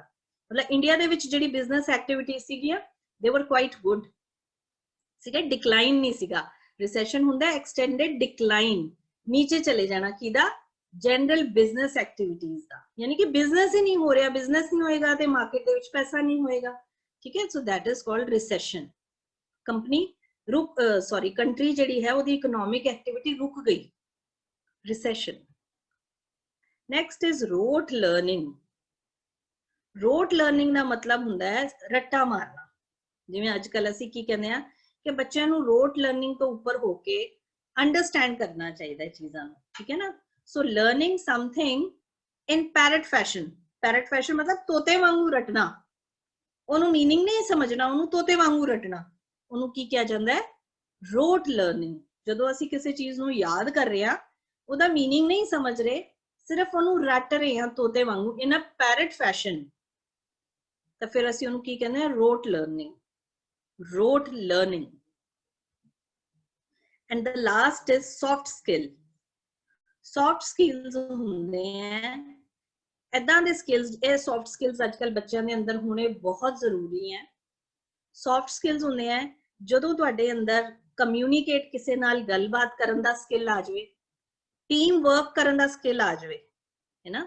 ਵੀ ਤੁਸੀਂ ਕੰਮ ਕਰਨਾ ਹੈ ਟੀਮ ਦੇ ਵਿੱਚ, ਇਹ ਨਹੀਂ ਕਿ ਜੋ ਵੀ ਇਸ ਇੰਸਟੀਟਿਊਸ਼ਨ ਵਿੱਚ ਹੋ ਰਿਹਾ ਉਹ ਮੈਂ ਹੀ ਕਰ ਰਹੀ ਹਾਂ, ਨਹੀਂ, ਉਹ ਮੇਰੀ ਪੂਰੀ ਟੀਮ ਕਰ ਰਹੀ ਹੈ। ਔਰ ਟੀਮ ਦੇ ਨਾਲ ਰਲ ਕੇ ਕੰਮ ਕਿਸ ਤਰ੍ਹਾਂ ਕਰਨਾ ਹੈ, ਉਹ ਕੁਆਲਿਟੀ। ਮੈਂ ਕਿਸੇ ਨਾਲ ਕਮਿਊਨੀਕੇਟ ਕਿੱਦਾਂ ਕਰਨਾ ਹੈ, ਕਮਿਊਨੀਕੇਟ ਮਤਲਬ ਮੈਂ ਆਪਣੀ ਗੱਲ ਕਿਸੇ ਨੂੰ ਕਹਿਣੀ ਹੈ, ਕਿਸੇ ਹੋਰ ਨੇ ਮੈਨੂੰ ਕੋਈ ਗੱਲ ਕਹਿਣੀ ਹੈ, ਇਹਨੂੰ ਅਸੀਂ ਕਹਿੰਦੇ ਕਮਿਊਨੀਕੇਸ਼ਨ। ਸੋ ਮੈਂ ਕਮਿਊਨੀਕੇਟ ਕਿੱਦਾਂ ਕਰਨਾ ਹੈ, ਉਹ ਵਾਲਾ ਮੇਰੇ ਅੰਦਰ ਸਕਿੱਲ ਹੋਣਾ ਚਾਹੀਦਾ, ਕੁਆਲਿਟੀ ਹੋਣੀ ਚਾਹੀਦੀ ਹੈ। Team work, problem solving, if I get stuck somewhere, ਜੇ ਮੈਂ ਕਿਤੇ ਫਸ ਜਾਂਦੀ ਹਾਂ, ਕਿਸੇ ਪ੍ਰੋਬਲਮ ਚ ਆ ਜਾਂਦੀ ਹਾਂ, ਕੀ ਮੇਰੇ ਅੰਦਰ ਉਹ ਸਕਿੱਲ ਹੈ ਕਿ ਮੈਂ ਉਸ ਪ੍ਰੋਬਲਮ ਨੂੰ ਸੋਲਵ ਕਰ ਸਕਾਂ, ਇਹਨੂੰ ਅਸੀਂ ਕੀ ਕਹਿੰਦੇ ਆ, ਪ੍ਰੋਬਲਮ ਸੋਲਵਿੰਗ। ਐਂਡ ਅਡੈਪਟੇਬਿਲਿਟੀ। ਅਡੈਪਟੇਬਿਲਿਟੀ ਹੁੰਦਾ ਹੈ ਜਦੋਂ ਤੁਸੀਂ ਕਿਸੇ ਵੀ এনवायरमेंट ਚ ਆਪਣੇ ਆਪ ਨੂੰ ਬੜੇ ਵਧੀਆ ਤਰੀਕੇ ਫਿਟ ਕਰ ਲੈਂਦੇ ਹੋ, ਹੈ ਨਾ, ਉਹਨੂੰ ਅਸੀਂ ਕਹਿੰਦੇ ਆ ਅਡੈਪਟੇਬਿਲਿਟੀ। ਜਦੋਂ ਤੁਸੀਂ ਕਿਸੇ ਵੀ এনवायरमेंट ਦੇ ਅੰਦਰ ਆਪਣੇ ਆਪ ਨੂੰ ਚੰਗੀ ਤਰ੍ਹਾਂ ਫਿਟ ਕਰ ਲੈਂਦੇ ਹੋ, ਅਡੈਪਟ ਕਰ ਲੈਂਦੇ ਹੋ ਉਸ এনवायरमेंट ਨੂੰ, है ना, ਉਹਨੂੰ ਅਸੀਂ ਕਹਿੰਦੇ ਆ ਅਡੈਪਟੇਬਿਲਿਟੀ। ਸੋ ਅਗਰ ਇਹ ਸਕਿੱਲਸ ਤੁਹਾਡੇ ਅੰਦਰ ਹੋਣੇ ਬਹੁਤ ਜ਼ਰੂਰੀ ਹੈ, ਤੇ ਇਹਨਾਂ ਸਕਿੱਲਸ ਨੂੰ ਅਸੀਂ ਕੀ ਕਹਿੰਦੇ ਆ, ਸੌਫਟ ਸਕਿੱਲ। ਅੱਜ ਕੱਲ ਬਹੁਤ ਸਾਰੀਆਂ ਆਰਗੇਨਾਈਜੇਸ਼ਨ ਜਾਂ ਇੰਸਟੀਟਿਊਸ਼ਨ ਹੈ, ਉਹ ਇਹ ਕੋਸ਼ਿਸ਼ ਕਰਦੀਆਂ ਕਿ ਬੱਚਿਆਂ ਦੇ ਅੰਦਰ ਸੌਫਟ ਸਕਿੱਲਸ ਡਿਵੈਲਪ ਹੋ ਸਕਣ। I can see Harshpreet Kaur. Harshpreet Kaur, please switch off your camera. Switch off your video, please. It is disturbing me a lot. So soft skill ਹੁੰਦੇ ਹੈ, ਇਹਦਾ ਮਤਲਬ ਜਿਨ੍ਹਾਂ ਬੱਚਿਆਂ ਦੇ ਅੰਦਰ ਕਮਿਊਨੀਕੇਸ਼ਨ ਕਰਨ ਦੀ ਸਕਿੱਲ ਹੋਵੇ, ਟੀਮ ਵਰਕ ਦੀ ਸਕਿੱਲ ਹੋਵੇ, ਪ੍ਰੋਬਲਮ ਸੋਲਵਿੰਗ ਦੀ ਸਕਿੱਲ ਹੋਵੇ, ਐਂਡ ਉਹ ਹਰ এনवायरमेंट ਚ ਆਪਣੇ ਆਪ ਨੂੰ ਫਿਟ ਕਰ ਲੈਣ, ਉਹਨਾਂ ਨੂੰ ਅਸੀਂ ਕਹਿੰਦੇ ਆ ਸੌਫਟ ਸਕਿੱਲਸ ਹੈ ਨਾ ਬੱਚਿਆਂ ਦੇ ਵਿੱਚ ਜਾਂ ਨਾ ਇਨਸਾਨਾਂ ਦੇ ਵਿੱਚ, ਹੈ ਨਾ। ਸੋ ਅੱਜ ਕੱਲ ਹਰ ਆਰਗੇਨਾਈਜੇਸ਼ਨ ਇਹ ਕੋਸ਼ਿਸ਼ ਕਰਦੀ ਹੈ ਕਿ ਉਹਦੇ EMPLOYEES ਦੇ ਵਿੱਚ, ਉਹਦੇ ਸਟੂਡੈਂਟਸ ਦੇ ਵਿੱਚ ਸੌਫਟ ਸਕਿੱਲਸ ਜ਼ਰੂਰ ਹੋਣ। ਸੋ ਸਾਰੇ ਬੱਚੇ ਨੂੰ ਮੈਂ ਵੀ ਰਿਕੁਐਸਟ ਕਰਾਂਗੀ ਕਿ ਆਪਣੇ ਅੰਦਰ ਸੌਫਟ ਸਕਿੱਲਸ ਲੈ ਕੇ ਆਓ। ਹੁਣ ਤੁਸੀਂ ਕਹੋਗੇ ਕੀ ਲੈ ਕੇ ਆਈਏ ਆਪਣੇ ਅੰਦਰ, ਕਿ ਤੁਸੀਂ ਸਾਰਿਆਂ ਨਾਲ ਅੱਛੀ ਤਰ੍ਹਾਂ ਕਮਿਊਨੀਕੇਟ ਕਰ ਸਕੋ ਜੋ ਤੁਸੀਂ ਕਰਦੇ ਹੋ, ਹੈ ਨਾ। ਟੀਮ ਵਰਕ, ਇੱਕ ਟੀਮ ਦੇ ਵਿੱਚ ਇਕੱਠੇ ਰਹਿ ਕੇ ਕਿਸ ਤਰ੍ਹਾਂ ਕੰਮ ਕਰਨਾ ਹੈ ਉਹ ਕਰ ਸਕਦੇ ਹੋ। ਜੇ ਤੁਹਾਡੇ ਉੱਪਰ ਕੋਈ ਪ੍ਰੋਬਲਮ ਆ ਜਾਏ, ਤੁਸੀਂ ਉਹਨੂੰ ਕਿਸ ਤਰ੍ਹਾਂ ਸੋਲਵ ਕਰਦੇ ਹੋ, ਔਰ ਕਿਸੇ এনवायरमेंट ਚ ਆਪਣੇ ਆਪ ਨੂੰ ਕਿਸ ਤਰ੍ਹਾਂ ਫਿਟ ਕਰਦੇ ਹੋ। So these are soft skills. So philanthropist ਮਤਲਬ ਜਿਹੜਾ ਦੂਸਰਿਆਂ ਦੇ ਲਈ, ਦੂਸਰਿਆਂ ਨੂੰ ਪਿਆਰ ਕਰਦਾ ਹੈ, ਲੋਕਾਂ ਨੂੰ ਔਰ ਉਹਨਾਂ ਲਈ ਕੁਝ ਕਰਨਾ ਚਾਹੁੰਦਾ ਹੈ। ਪ੍ਰਾਈਵੇਟਾਈਜੇਸ਼ਨ ਦਾ ਮਤਲਬ ਹੁੰਦਾ ਹੈ ਨਿੱਜੀਕਰਨ, ਜਦੋਂ ਸਰਕਾਰੀ ਹੱਥਾਂ 'ਚ ਕੋਈ ਚੀਜ਼ ਨਿੱਜੀ ਹੱਥਾਂ 'ਚ ਆ ਜਾਂਦੀ ਹੈ। ਰਿਸੈਸ਼ਨ ਮਤਲਬ ਇੱਕ ਖੜੌਤ ਆ ਗਈ ਇਕਨੋਮੀ ਦੇ ਵਿੱਚ, ਬਿਜ਼ਨਸ ਐਕਟੀਵਿਟੀਜ਼ ਘਟ ਗਈਆਂ, ਰਿਸੈਸ਼ਨ। ਰੋਟ ਲਰਨਿੰਗ ਹੁੰਦਾ ਹੈ ਤੋਤਾ ਰਟਨ, ਐਂਡ ਸੌਫਟ ਸਕਿੱਲਸ ਹੁੰਦੇ ਹੈ ਉਹ ਸਕਿੱਲਸ ਜਿਹਦੇ ਵਿੱਚ ਤੁਹਾਨੂੰ communication, team work, problem solving ਔਰ ਅਡੈਪਟੇਬਿਲਿਟੀ ਆ ਜਾਂਦੀ ਹੈ। ਸੋ these were words for today, and today's proverb is every cloud has a silver lining. Every cloud has a silver lining. ਹੁਣ ਤੁਸੀਂ ਸੋਚੋ ਕੀ ਹੁੰਦਾ, ਜਿਵੇਂ ਕਲਾਊਡ ਹੈ, ਕਲਾਊਡ ਮੀਨਸ ਬੱਦਲ, ਉਸ ਬੱਦਲ ਦੇ ਪਿੱਛੇ ਇੱਕ ਸਿਲਵਰ ਲਾਈਨਿੰਗ ਹੁੰਦੀ ਹੈ ਜਿਹੜੀ ਦੱਸਦੀ ਹੈ ਕਿ ਹਾਂ ਸਨ ਨਿਕਲਣ ਵਾਲਾ ਹੈ। ਯਾਨੀ ਕਿ ਤੁਹਾਨੂੰ ਇੱਕ ਹੋਪ ਨਜ਼ਰ ਆਉਂਦੀ ਹੈ ਕਿ ਇਹ ਬੱਦਲ ਹੈ ਨਾ ਜਿਹੜਾ, ਇਹਦੇ ਪਿੱਛੇ ਲਾਈਟ ਹੈ, ਇਹਦਾ ਮਤਲਬ ਇਹਦੇ ਪਿੱਛੇ ਸੂਰਜ ਛੁਪਿਆ ਹੋਇਆ ਹੈ। that means ਨਿਰਾਸ਼ਾ ਵਿੱਚ ਵੀ ਉਮੀਦ ਦੀ ਝਲਕ ਹੁੰਦੀ ਹੈ। every cloud has a silver lining, ਨਿਰਾਸ਼ਾ ਵਿੱਚ ਵੀ ਉਮੀਦ ਦੀ ਝਲਕ ਹੁੰਦੀ ਹੈ। so that's all for today. Waheguru ji ਕਾ ਖਾਲਸਾ, ਵਾਹਿਗੁਰੂ ਜੀ ਕੀ ਫਤਿਹ।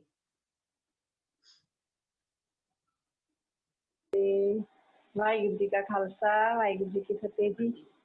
ਬਹੁਤ ਬਹੁਤ ਧੰਨਵਾਦ ਜੀ। ਅੱਜ ਆਪਣਾ ਇੱਕ ਸੈਸ਼ਨ ਹੋਰ ਹੈ ਜੀ, ਜੋ ਕਮਲਪ੍ਰੀਤ ਕੌਰ ਜੀ ਕੈਨੇਡਾ ਤੋਂ, ਉਹ ਆਪਣਾ ਅਨੁਭਵ ਸਾਡੇ ਨਾਲ ਸ਼ੇਅਰ ਕਰਨਗੇ ਜੀ। ਕਮਲਪ੍ਰੀਤ ਕੌਰ ਜੀ।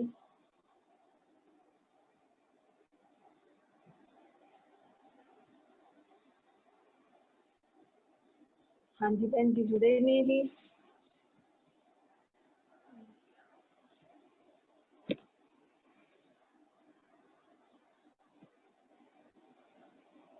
ਸਾਰੇ ਬੱਚਿਆਂ ਨੂੰ ਇੱਕ ਅਨਾਉਂਸਮੈਂਟ ਹੈ ਜੀ ਕਿ ਕੱਲ ਨੂੰ ਸਾਡੇ ਦਰਮਿਆਨ ਭਾਈ ਸਾਹਿਬ ਭਾਈ ਜਸਵਿੰਦਰ ਸਿੰਘ ਜੀ UK ਤੋਂ ਆਉਣਗੇ, ਤੇ ਸਾਰਿਆਂ ਨੇ ਆਪਣੇ ਰਿਸ਼ਤੇਦਾਰਾਂ ਨੂੰ, ਸਾਰਿਆਂ ਨੇ ਆਪਣੇ ਦੋਸਤਾਂ ਮਿੱਤਰਾਂ ਨੂੰ, ਸਭ ਨੂੰ ਇਹ ਜਿਹੜਾ ਲਿੰਕ ਹੈ ਸੈਂਡ ਕਰ ਦੇਣਾ।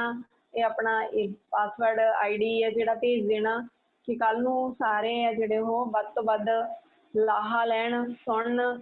ਕਿ ਆਪਾਂ ਸਾਰਿਆਂ ਨੇ, ਦੇਖੋ ਤੁਸੀਂ ਜਿੰਨੇ ਵੀ ਜੁੜੇ ਹੋਏ ਆ, ਤੁਸੀਂ ਤਕਰੀਬਨ ਕੁਝ ਨਾ ਕੁਝ ਸੁਣਿਆ ਹੋਵੇਗਾ, ਤਾਂ ਉਹ ਦੱਸਦੇ ਹੋਏ ਤੁਸੀਂ ਆਪਣੇ ਹੋਰ ਵੀ ਜਿਨ੍ਹਾਂ ਦਾ ਭਲਾ ਕਰਨਾ ਚਾਹੁੰਦੇ ਹੋ, ਜਿਨ੍ਹਾਂ ਨੂੰ ਗੁਰੂ ਦੇ ਨਾਲ ਜੋੜਨਾ ਚਾਹੁੰਦੇ ਹੋ, ਤਾਂ ਉਹਨਾਂ ਸਾਰਿਆਂ ਨੂੰ ਦੱਸਣਾ ਕਿ ਕੱਲ ਨੂੰ ਅਸੀਂ ਜ਼ਰੂਰ ਤੋਂ ਜ਼ਰੂਰ ਸੁਣਨਾ ਹੈ। ਸੋ ਇਹ ਬੇਨਤੀ ਹੈ ਜੀ ਸਾਰਿਆਂ ਨੂੰ, ਅੱਗੇ ਦੀ ਅੱਗੇ ਦੱਸਣਾ ਜੀ। ਹੁਣ ਸਾਡੇ ਨਾਲ ਜੁੜੇ ਨੇ ਕਮਲਪ੍ਰੀਤ ਕੌਰ ਜੀ। ਹਾਂਜੀ ਕਮਲਪ੍ਰੀਤ ਕੌਰ ਜੀ। ਵਾਹਿਗੁਰੂ ਜੀ ਕਾ ਖਾਲਸਾ, ਵਾਹਿਗੁਰੂ ਜੀ ਕੀ ਫਤਿਹ। ਵਾਹਿਗੁਰੂ ਜੀ ਕਾ ਖਾਲਸਾ, ਵਾਹਿਗੁਰੂ ਜੀ ਕੀ ਫਤਿਹ ਜੀ। ਮੈਂ ਟਰਾਈ ਕਰ ਰਹੀ ਸੀ, ਪਤਾ ਨਹੀਂ ਅਨਮਿਊਟ ਨਹੀਂ ਹੋ ਰਿਹਾ ਸੀ। ਹਾਂਜੀ, ਮੈਂ ਇਸ ਟਾਈਮ ਵਿਨੀਪੈਗ ਕੈਨੇਡਾ ਦੇ ਵਿੱਚ ਹਾਂ ਜੀ। ਮੈਂ ਅਨੁਭਵ, ਮੇਰਾ ਵਿਸ਼ਾ ਹੈ ਅਨੁਭਵ, ਤੇ ਮੈਂ ਜੋ ਸਾਰਿਆਂ ਨਾਲ ਸ਼ੇਅਰ ਕਰਦੀ ਹਾਂ ਔਰ ਅੱਜ ਵੀ ਕਰਨਾ ਚਾਹੁੰਦੀ ਹਾਂ। ਮੈਨੂੰ ਚਾਂਸ ਦਿੱਤਾ ਜਸਵਿੰਦਰ ਸਿੰਘ ਅੰਕਲ ਜੀ ਨੇ, ਤੇ ਮੇਰਾ ਸ਼ੁਰੂ ਤੋਂ ਵਾਹਿਗੁਰੂ ਨਾਲ, ਗੁਰਬਾਣੀ ਨਾਲ ਪਿਆਰ ਸੀ, ਤੇ ਅੱਜ ਵੀ ਆ। ਮੈਨੂੰ ਵਿੱਚ ਦੀ ਥੋੜਾ ਮੌਕਾ ਮਿਲਿਆ ਸੀ ਅੰਕਲ ਜੀ ਦੀ ਸੰਗਤ ਕਰਨ ਦਾ, ਤੇ ਉਨੇ ਦਿਨ ਹੀ ਮੈਨੂੰ ਰਿਸ਼ਤਾ ਆਇਆ ਸੀ ਕੈਨੇਡਾ ਤੋਂ। ਮੈਨੂੰ ਸੀ ਕਿ ਮੁੰਡਾ ਸਾਬਤ ਸੂਰਤ ਹੋਵੇ, ਸਰਦਾਰ ਹੋਵੇ, ਅੰਮ੍ਰਿਤਧਾਰੀ ਹੋਵੇ, ਤੇ ਖਾਣ ਪੀਣ ਦੀ ਗੱਲ, ਨਸ਼ੇ ਦੀ ਤਾਂ ਬਹੁਤ ਦੂਰ ਦੀ ਸੀ। ਪਰ ਵਿਚੋਲਿਆਂ ਨੇ ਸਾਨੂੰ ਦੱਸਿਆ ਨਹੀਂ ਪਹਿਲਾਂ ਕਿ ਮੁੰਡਾ ਕਰ ਲੈਂਦਾ ਡਰਿੰਕ ਥੋੜੀ ਬਹੁਤੀ ਹੈ ਓਕੇਜਨਲੀ, ਕਿਉਂਕਿ ਉਹਨਾਂ ਨੂੰ ਪਤਾ ਸੀ ਕਿ ਇਹਨਾਂ ਨੇ ਇਹਨਾਂ ਨੂੰ ਘਰ ਨਹੀਂ ਆਉਣ ਦੇਣਾ, ਗੱਲ ਨਹੀਂ ਬਣਨੀ। ਪਰ ਜਦੋਂ ਸਾਡੇ ਘਰ ਆਏ ਤੇ ਇਹਨਾਂ ਨੇ ਮੈਨੂੰ, my husband he told me the truth, ਕਿਉਂਕਿ ਇਹ ਸੱਚੇ ਸੁੱਚੇ ਇਨਸਾਨ ਸੀ ਤੇ ਆਪਣੀ ਜ਼ਿੰਦਗੀ ਸ਼ੁਰੂ ਕਰਨ ਤੋਂ ਪਹਿਲਾਂ ਕੁਛ ਛੁਪਾਉਣਾ ਨਹੀਂ ਚਾਹੁੰਦੇ ਸੀ ਮੇਰੇ ਤੋਂ। ਮੈਨੂੰ ਉਸ ਟਾਈਮ ਉਸ ਗੱਲ ਨੇ ਬਹੁਤ ਝਟਕਾ ਦਿੱਤਾ ਕਿ ਵਾਹਿਗੁਰੂ ਤੁਸੀਂ ਮੇਰਾ ਕੀ ਇਮਤਿਹਾਨ ਲੈ ਰਹੇ ਹੋ। ਬਟ ਇੱਕ ਦਿਲ 'ਚ ਇੱਕ ਵਿਸ਼ਵਾਸ ਸੀ, ਬਹੁਤ ਸੱਚਾ ਵਿਸ਼ਵਾਸ, ਕਿ ਇੱਦਾਂ ਨਹੀਂ ਮੇਰੇ ਨਾਲ ਹੋ ਸਕਦਾ। ਉੱਤੇ ਅੰਕਲ ਜੀ ਕੋਲ ਆਈ ਵਾਪਿਸ ਮੈਂ ਲੁਧਿਆਣੇ, ਤੇ ਇਹਨਾਂ ਨਾਲ ਸ਼ੇਅਰ ਕੀਤੀ ਗੱਲ। ਪਰ ਅੰਕਲ ਜੀ ਦੇ ਉਹ ਸ਼ਬਦ ਮੈਨੂੰ ਅੱਜ ਵੀ ਯਾਦ ਨੇ, ਜਦੋਂ ਮੈਂ ਇਹਨਾਂ ਨੂੰ ਦੱਸਿਆ ਅੰਕਲ ਜੀ ਤਾਂ ਖਾਂਦੇ ਪੀਂਦੇ ਨੇ। ਅੰਕਲ ਜੀ ਕਹਿੰਦੇ, ਇੱਕ ਪਲ ਹੀ ਇਹਨਾਂ ਨੂੰ ਲੱਗਿਆ, ਪਰ ਦੂਜੇ ਪਲ, ਬੇਟਾ ਮੁੰਡਾ ਸਾਬਤ ਸੂਰਤ ਹੈ, ਗੁਰਸਿੱਖ ਹੈ, this is the main biggest thing. ਖਾਣ ਪੀਣ ਦੀ ਗੱਲ ਤੂੰ ਮੇਰੇ ਵੱਲ ਦੇਖ, ਮੈਂ ਇੰਨੇ ਸਾਲ ਸ਼ਰਾਬ ਪੀਤੀ ਹੈ ਨਾ, ਉਸ ਬਾਣੀ ਵਿੱਚ ਕੀ ਨਹੀਂ, ਉਸ ਬਾਣੀ ਵਿੱਚ ਤਾਕਤ ਹੈ। ਤੈਨੂੰ ਉਸ ਰੱਬ ਤੇ ਵਿਸ਼ਵਾਸ ਹੈ ਤੇ ਮੈਨੂੰ ਤੇਰੇ ਤੇ ਵਿਸ਼ਵਾਸ ਹੈ, ਤੂੰ ਛਡਾ ਦੇਂਗੀ ਪੁੱਤ, ਬਸ ਉਸਦਾ ਲੜ ਨਾ ਛੱਡੀ। ਤੇ ਮੈਨੂੰ ਅੰਕਲ ਜੀ ਦੇ ਸ਼ਬਦਾਂ ਨੇ ਤਾਕਤ ਦਿੱਤੀ, ਤੇ ਮੈਂ ਉਹਨੂੰ ਅਪਲਾਈ ਕੀਤਾ, ਉਹ ਤੇ ਹਮੇਸ਼ਾ ਵਿਸ਼ਵਾਸ ਰੱਖਿਆ, ਮੈਂ ਡੋਲੀ ਨਹੀਂ। ਤੇ ਵਿਆਹ ਤੋਂ 2 ਸਾਲ ਬਾਅਦ ਆਈ ਵਾਸ ਪ੍ਰੈਗਨੈਂਟ ਇਨ 8 months, ਤੇ ਇਹਨਾਂ ਨੇ ਮੈਨੂੰ ਕਿਹਾ ਆਪਣੇ ਗੁਰਦੁਆਰਾ ਸਾਹਿਬ ਇੱਧਰ ਕੈਨੇਡਾ ਦੇ ਵਿੱਚ ਕਿ ਅੰਮ੍ਰਿਤ ਸੰਚਾਰ ਹੋਣਾ, ਚੱਲ ਆਪਾਂ ਅੰਮ੍ਰਿਤ ਛਕਣ ਚੱਲੀਏ। That was a moment, like ਮੈਨੂੰ ਲੱਗਿਆ ਕਿ ਮੈਨੂੰ ਦੁਨੀਆ ਦੀਆਂ ਸਾਰੀਆਂ ਖੁਸ਼ੀਆਂ ਮਿਲ ਗਈਆਂ। ਮੈਨੂੰ ਕਹਿਣ ਦੀ ਜ਼ਰੂਰਤ ਹੀ ਨਹੀਂ ਪਈ। ਅੱਜ ਮੇਰੇ ਹਸਬੈਂਡ ਨੇ ਖੁਦ ਮੈਨੂੰ ਇਹ ਗੱਲ ਕਹੀ, ਤੇ ਤੁਸੀਂ ਸਾਰੇ ਫੀਲ ਕਰ ਸਕਦੇ ਹੋ ਕਿ ਮੈਨੂੰ ਕਿੰਨੀ ਖੁਸ਼ੀ ਹੋਏਗੀ। ਜੋ ਮੈਨੂੰ ਪਹਿਲਾਂ ਚਾਹੀਦਾ ਸੀ ਉਹ ਮੈਨੂੰ ਮਿਲਿਆ ਨਹੀਂ, ਪਰ ਉਸ ਟਾਈਮ ਮੈਨੂੰ ਉਸ ਪਰਮਾਤਮਾ ਦੀ, ਉਸਦੇ ਵਿਸ਼ਵਾਸ ਨੇ, ਉਸਦੀ ਬਾਣੀ ਨਾਲ ਪਿਆਰ ਨੇ ਮੈਨੂੰ ਸਭ ਕੁਝ ਦੇ ਦਿੱਤਾ। ਬਸ ਮੈਂ ਇਹ ਸਾਰਿਆਂ ਨਾਲ ਸ਼ੇਅਰ ਕਰਨਾ ਚਾਹੁੰਦੀ ਹਾਂ ਕਿ ਜੋ ਮੇਰੇ ਨਾਲ ਹੋਇਆ, ਅੱਜ ਮੇਰੇ ਕੋਲ ਸਭ ਕੁਝ ਹੈ। ਮੈਨੂੰ ਪਿਆਰ ਕਰਨ ਵਾਲਾ ਪਰਿਵਾਰ, ਮੇਰੇ ਇਨ-ਲॉज, ਮੈਨੂੰ ਬਿਲਕੁਲ ਨਹੀਂ ਲੱਗਦਾ ਕਿ ਮੈਂ ਇੱਕ ਮੈਰਿਡ ਹਾਂ। ਲਾਈਕ ਬੱਚਿਆਂ ਵਾਂਗੂ ਮੈਨੂੰ ਸਾਰੇ ਆਪਣੀ ਧੀ ਵਾਂਗੂ ਪਿਆਰ ਕਰਦੇ ਨੇ, ਤੇ ਮੇਰਾ ਹਸਬੈਂਡ ਹਮੇਸ਼ਾ ਮੈਨੂੰ ਸਪੋਰਟ ਕਰਦੇ ਨੇ। ਮੇਰੇ ਬੱਚੇ ਨੇ 2 ਛੋਟੇ, ਬੇਟੀ ਹੈ 2 ਸਾਲ ਦੀ, ਬੇਟਾ 5 ਸਾਲ ਦਾ ਹੋ ਗਿਆ। ਤੇ ਮੈਨੂੰ ਹੁਣ ਵੀ ਕਿ ਤੂੰ ਇਹਨਾਂ ਦੀ ਕੇਅਰ ਕਰਨੀ, ਇਹਨਾਂ ਨੂੰ ਬਾਣੀ ਦੇ ਲੜ ਲਾਉਣਾ, ਪੰਜਾਬੀ ਸਿਖਾਉਣੀ ਹੈ ਤੇ ਬਾਹਰ ਕੰਮ ਕਰਨ ਦੀ ਹਜੇ ਨਹੀਂ, ਇਹਨਾਂ ਦੀ ਪਰਵਰਿਸ਼ ਕੰਪਲੀਟ ਹੋਣੀ ਚਾਹੀਦੀ ਹੈ, ਉਸਦਾ ਲੜ ਨਹੀਂ ਛੱਡਣਾ, ਸਾਰੇ ਕੰਮ ਹੋ ਜਾਣਗੇ। ਤੇ ਬਸ ਇਹੀ ਕੋਸ਼ਿਸ਼ ਹੈ। ਤੇ ਮੈਂ ਸਾਰਿਆਂ ਨੂੰ ਬਸ ਇਹੀ ਕਹਾਂਗੀ ਕਿ ਜ਼ਿੰਦਗੀ 'ਚ ਉਤਰਾਅ ਚੜਾਅ ਆਉਂਦੇ ਨੇ, ਬਹੁਤ ਜ਼ਿਆਦਾ ਰੁਕਾਵਟਾਂ ਮੁਸੀਬਤਾਂ ਆਉਂਦੀਆਂ ਨੇ, ਪਰ ਉਸ ਪਰਮਾਤਮਾ ਦੇ ਹੱਥ ਕੀ ਨਹੀਂ ਹੈ, ਸਭ ਕੁਝ ਸਾਰੀਆਂ ਖੁਸ਼ੀਆਂ ਨਾਲ ਸਾਡੀ ਝੋਲੀ ਭਰ ਦਿੰਦਾ ਹੈ। ਬਸ ਇੱਕ ਚੀਜ਼ ਦੀ ਲੋੜ ਹੈ, ਉਹਦੇ ਨਾਲ ਥੋੜਾ ਜਿਹਾ ਪਿਆਰ ਕਰਨ ਦੀ ਤੇ ਉਹਦੇ ਸੱਚਾ ਵਿਸ਼ਵਾਸ ਕਰਨ ਦੀ। ਕਦੀ ਉਹਦਾ ਲੜ ਨਾ ਛੱਡੋ, ਬਸ ਡੋਲਿਓ ਨਾ, ਉਹ ਇਮਤਿਹਾਨ ਲੈਂਦਾ ਹੈ ਤੇ ਬਸ ਸਾਡਾ ਕੰਮ ਕੀ ਹੈ, ਅਸੀਂ ਡੋਲਣਾ ਨਹੀਂ ਹੈ। ਬਸ ਉਹਦੇ ਨਾਲ ਇੱਕ ਵਾਰ ਪਿਆਰ ਕਰਕੇ ਦੇਖੋ, ਉਹ ਸਾਡੇ ਵੱਲ ਇੱਕ ਕਦਮ ਚੱਲਦੇ ਆ, 99 ਕਦਮ ਸਾਡੇ ਵੱਲ ਚੱਲ ਕੇ ਖੁਦ ਆਉਂਦਾ ਹੈ। ਉਹ ਅੰਕਲ ਜੀ ਦੀ ਸੰਗਤ ਤੋਂ ਵੀ ਸਿੱਖਿਆ, ਉਹਦੇ ਨਾਲ ਪਿਆਰ ਕਰਕੇ ਸਿੱਖਿਆ।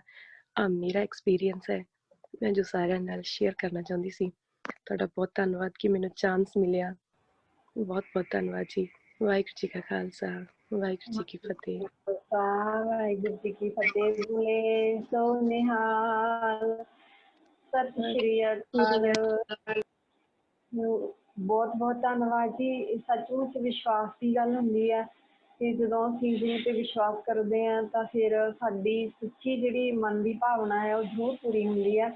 ਸਾਡੇ ਇਤਿਹਾਸ ਦੇ ਵਿੱਚ ਵੀ ਬਹੁਤ ਸਾਰਾ ਇਸ ਤਰ੍ਹਾਂ ਦਾ ਜ਼ਿਕਰ ਆਉਂਦਾ ਕਿ ਜਿਸ ਨੇ ਗੁਰੂ ਤੇ ਵਿਸ਼ਵਾਸ ਕੀਤਾ ਉਹ ਜੋ ਵੀ ਉਹਦੇ ਮਨ ਦੇ ਵਿੱਚ ਇੱਛਾ ਸੀਗੀ ਉਹ ਹੀ ਪੂਰਨ ਹੋਈ ਹੈ।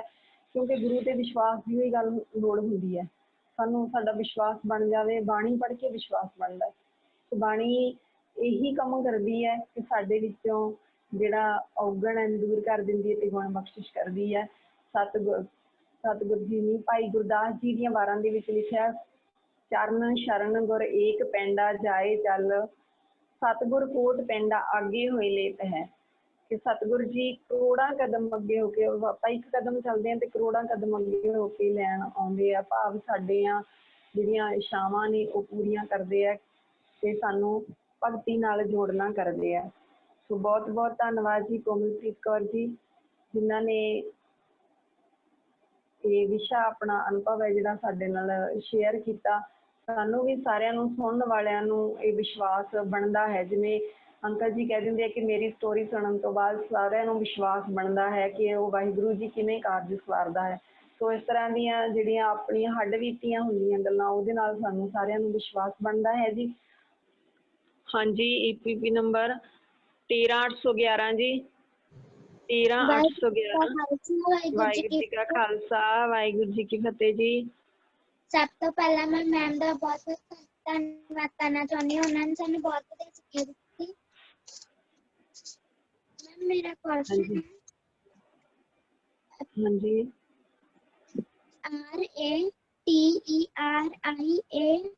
RATERIALISAM is the meaning ਪਦਾਰਥ ਬਾਜ ਹੁੰਦਾ ਹੈ।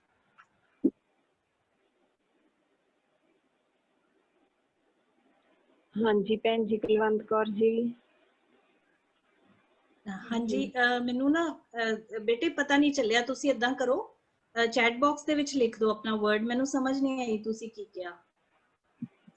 ਮੈਮ ਮੇਰਾ ਕੁਐਸਚਨ ਹੈ PHILANTHROPIST is the meaning। ਬੱਚੇ ਇਹ ਹੁੰਦਾ ਹੈ ਫਿਲੈਂਥ੍ਰੋਪਿਸਟ। ਫਿਲੈਂਥ੍ਰੋਪਿਸਟ ਹੁੰਦਾ ਹੈ ਜਿਹਦੇ ਅੰਦਰ ਦੂਜੇ ਲੋਕਾਂ ਨੂੰ ਦੇ ਲਈ ਕੁਝ ਕਰਨ ਦੀ ਤਾਂਘ ਹੁੰਦੀ ਹੈ, ਜੋ ਸਾਰੇ ਲੋਕਾਂ ਨੂੰ ਪਿਆਰ ਕਰਦਾ ਹੈ। ਉਹਨੂੰ ਹੁੰਦਾ ਕਿ ਮੈਂ ਪੂਰੀ ਲੋਕਾਈ ਲਈ ਕੁਝ ਕਰਾਂ, ਸਾਰੇ ਲੋਕਾਂ ਲਈ ਕੁਝ ਕਰਾਂ। ਠੀਕ ਹੈ, ਵਾਹਿਗੁਰੂ ਜੀ ਕਾ ਖਾਲਸਾ, ਵਾਹਿਗੁਰੂ ਜੀ ਕੀ ਫਤਿਹ ਜੀ। ਹਾਂਜੀ ਅੱਗੇ ਜੀ 15087 ਜੀ, 15087 EPP ਨੰਬਰ। ਹਾਂਜੀ ਬੱਚੇ ਬੋਲੋ। ਵਾਹਿਗੁਰੂ ਜੀ ਕਾ ਖਾਲਸਾ, ਵਾਹਿਗੁਰੂ ਜੀ ਕੀ ਫਤਿਹ। ਮੈਮ ਮੇਰਾ ਕੁਐਸਚਨ ਕੁਲਵੰਤ ਮੈਮ ਤੋਂ ਆ। ਮੈਮ ਜਿਵੇਂ ਆਪਾਂ ਕਹਿੰਦੇ ਆ ਵੀ ਫਾਇਦਾ ਵੀ ਤੇਰਾ ਇਹਦੇ ਵਿੱਚ ਫਾਇਦਾ ਹੋਣਾ, ਤਾਂ ਉਸ ਨੂੰ ਆਪਾਂ ਇੰਗਲਿਸ਼ ਦੇ ਵਿੱਚ ਕੀ ਕਵਾਂਗੇ? ਹਾਂਜੀ ਬੇਟੇ ਅਨਮੋਲਦੀਪ ਕੌਰ, ਇਹਨੂੰ ਅਸੀਂ ਕਹਾਂਗੇ it would be beneficial for you, it would be helpful for you, it is helpful for you, it is going to be beneficial for you. Beneficial ਵੀ ਕਹਿ ਸਕਦੇ ਹੋ, ਤੁਹਾਡਾ ਫਾਇਦਾ ਵੀ ਹੋਏਗਾ। ਠੀਕ ਹੈ, ਤਾਂ it is going to be helpful, it is going to be useful for you, ਇਹ ਤੁਹਾਡੇ ਲਈ ਯੂਜ਼ਫੁਲ ਹੈ। फायदेमंद है, बेनिफिशियल है, हेल्पफुल है, you can use either of them. Got it? हाँ जी, good evening ma'am.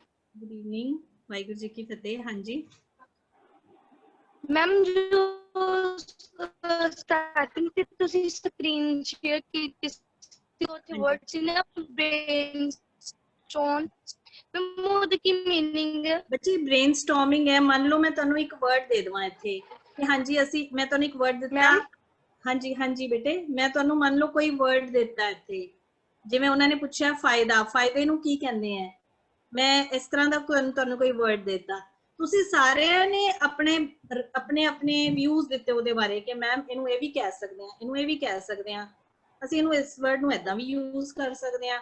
For example ਉਹਨਾਂ ਨੇ ਮੈਨੂੰ ਪੁੱਛਿਆ ਕਿ ਮੈਮ ਫਿਲੈਂਥਰੋਪਿਸਟ ਕੀ ਹੁੰਦਾ, ਹੁਣ ਮੈਂ ਤੁਹਾਨੂੰ ਸਾਰਿਆਂ ਨੂੰ ਕਹਿ ਦਾਂ ਕਿ ਚਲੋ ਫਿਲੈਂਥਰੋਪਿਸਟ ਬਾਰੇ ਆਪਣੇ ਆਪਣੇ ਵਿਊਜ਼ ਰੱਖੋ। ਤੁਸੀਂ ਬੋਲਦੇ ਹੋ ਮੈਮ ਫਿਲੈਂਥਰੋਪਿਸਟ ਇਹਨੂੰ ਵੀ ਕਹਿ ਸਕਦੇ ਆ, ਉਹਨੂੰ ਵੀ ਕਹਿ ਸਕਦੇ ਆ, ਅਸੀਂ ਇਹਨੂੰ ਇਸ ਵਰਡ ਨੂੰ ਏਦਾਂ ਯੂਜ਼ ਕਰ ਸਕਦੇ ਹਾਂ। ਮਤਲਬ ਤੁਹਾਡਾ ਹਰ ਕਿਸੇ ਦਾ ਬ੍ਰੇਨ ਆਪਣੇ ਆਪਣੇ ਅਕੋਰਡਿੰਗ ਚੱਲ ਰਿਹਾ, ਤੁਸੀਂ ਆਪਣੇ ਵਿਊਜ਼ ਦੇ ਰਹੇ ਹੋ, ਤੁਸੀਂ ਕੁਐਸਚਨ ਪੁੱਛ ਰਹੇ ਹੋ, ਤੁਸੀਂ ਉਹਦੇ ਬਾਰੇ ਹੋ ਸਕਦਾ ਕੁਝ ਨੈਗੇਟਿਵ ਵੀ ਕੁਝ ਬੋਲ ਰਹੇ ਹੋ, ਤਾਂ ਇਹਨੂੰ ਅਸੀਂ ਕਹਿੰਦੇ ਆ ਬ੍ਰੇਨ ਸਟਾਰਮਿੰਗ। ਇੱਕ ਸਟਾਰਮ ਜਿਹਾ ਆ ਜਾਂਦਾ, ਤੂਫਾਨ ਆ ਜਾਂਦਾ ਹੈ ਗਿਆਨ ਦਾ, ठीक है, that is called brainstorming. Okay, जी next please.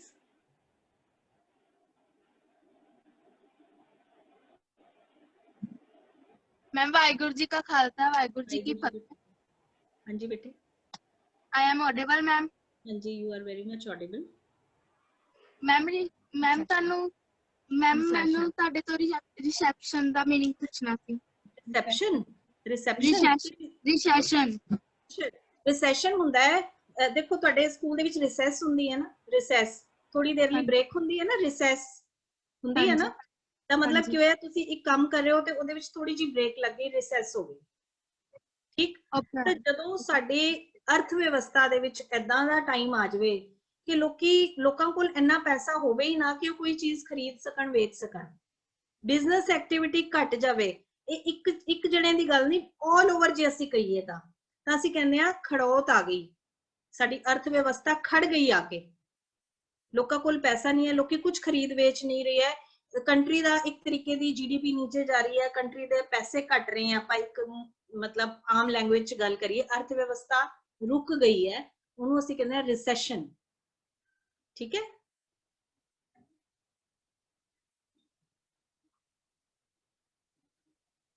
हाँ जी, वाहिगुरु जी का खालसा वाहिगुरु जी की फतेह जी।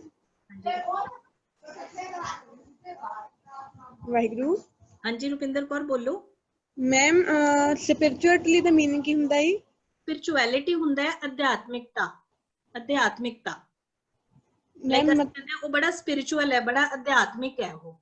स्पिरिचुअलिटी हुंदा है अध्यात्मिकता, गॉड दी गल, परमात्मा दी गल, अध्यात्मिकता कि परमात्मा ਨਾਲ ਜੁੜਿਆ ਹੋਇਆ ਮੈਮ। परमात्मा दी गल जिवें ਅਸੀਂ ਕਹਿੰਦੇ ਆ ਨਾ ਕਿ ਉਹ ਬੜਾ स्पिरिचुअल ਬੰਦਾ ਹੈ, स्पिरिचुअल ਬੰਦਾ ਹੈ ਮਤਲਬ ਬੜਾ ਅਧਿਆਤਮ ਵਾਲਾ ਬੰਦਾ ਹੈ, ਮਤਲਬ परमात्मा ਦੀ ਗੱਲ ਕਰਨਾ, परमात्मा ਦੇ ਨੇੜੇ ਕਿਵੇਂ ਜਾ ਸਕੀਦਾ ਹੈ, ਵੈਲਿਊਜ਼ ਕੀ ਹੁੰਦੀਆਂ ਨੇ, ਕਿਸ ਤਰ੍ਹਾਂ ਦੀ ਵੈਲਿਊਜ਼ ਸਾਨੂੰ ਰੱਬ ਤੋਂ ਲੈਣੀਆਂ ਚਾਹੀਦੀਆਂ ਨੇ, परमात्मा ਦੀ ਗੱਲ ਕਰਨ ਵਾਲਾ ਬੰਦਾ, ਉਹਨੂੰ ਅਸੀਂ ਕਹਿੰਦੇ ਉਹ स्पिरिचुअल ਹੈ,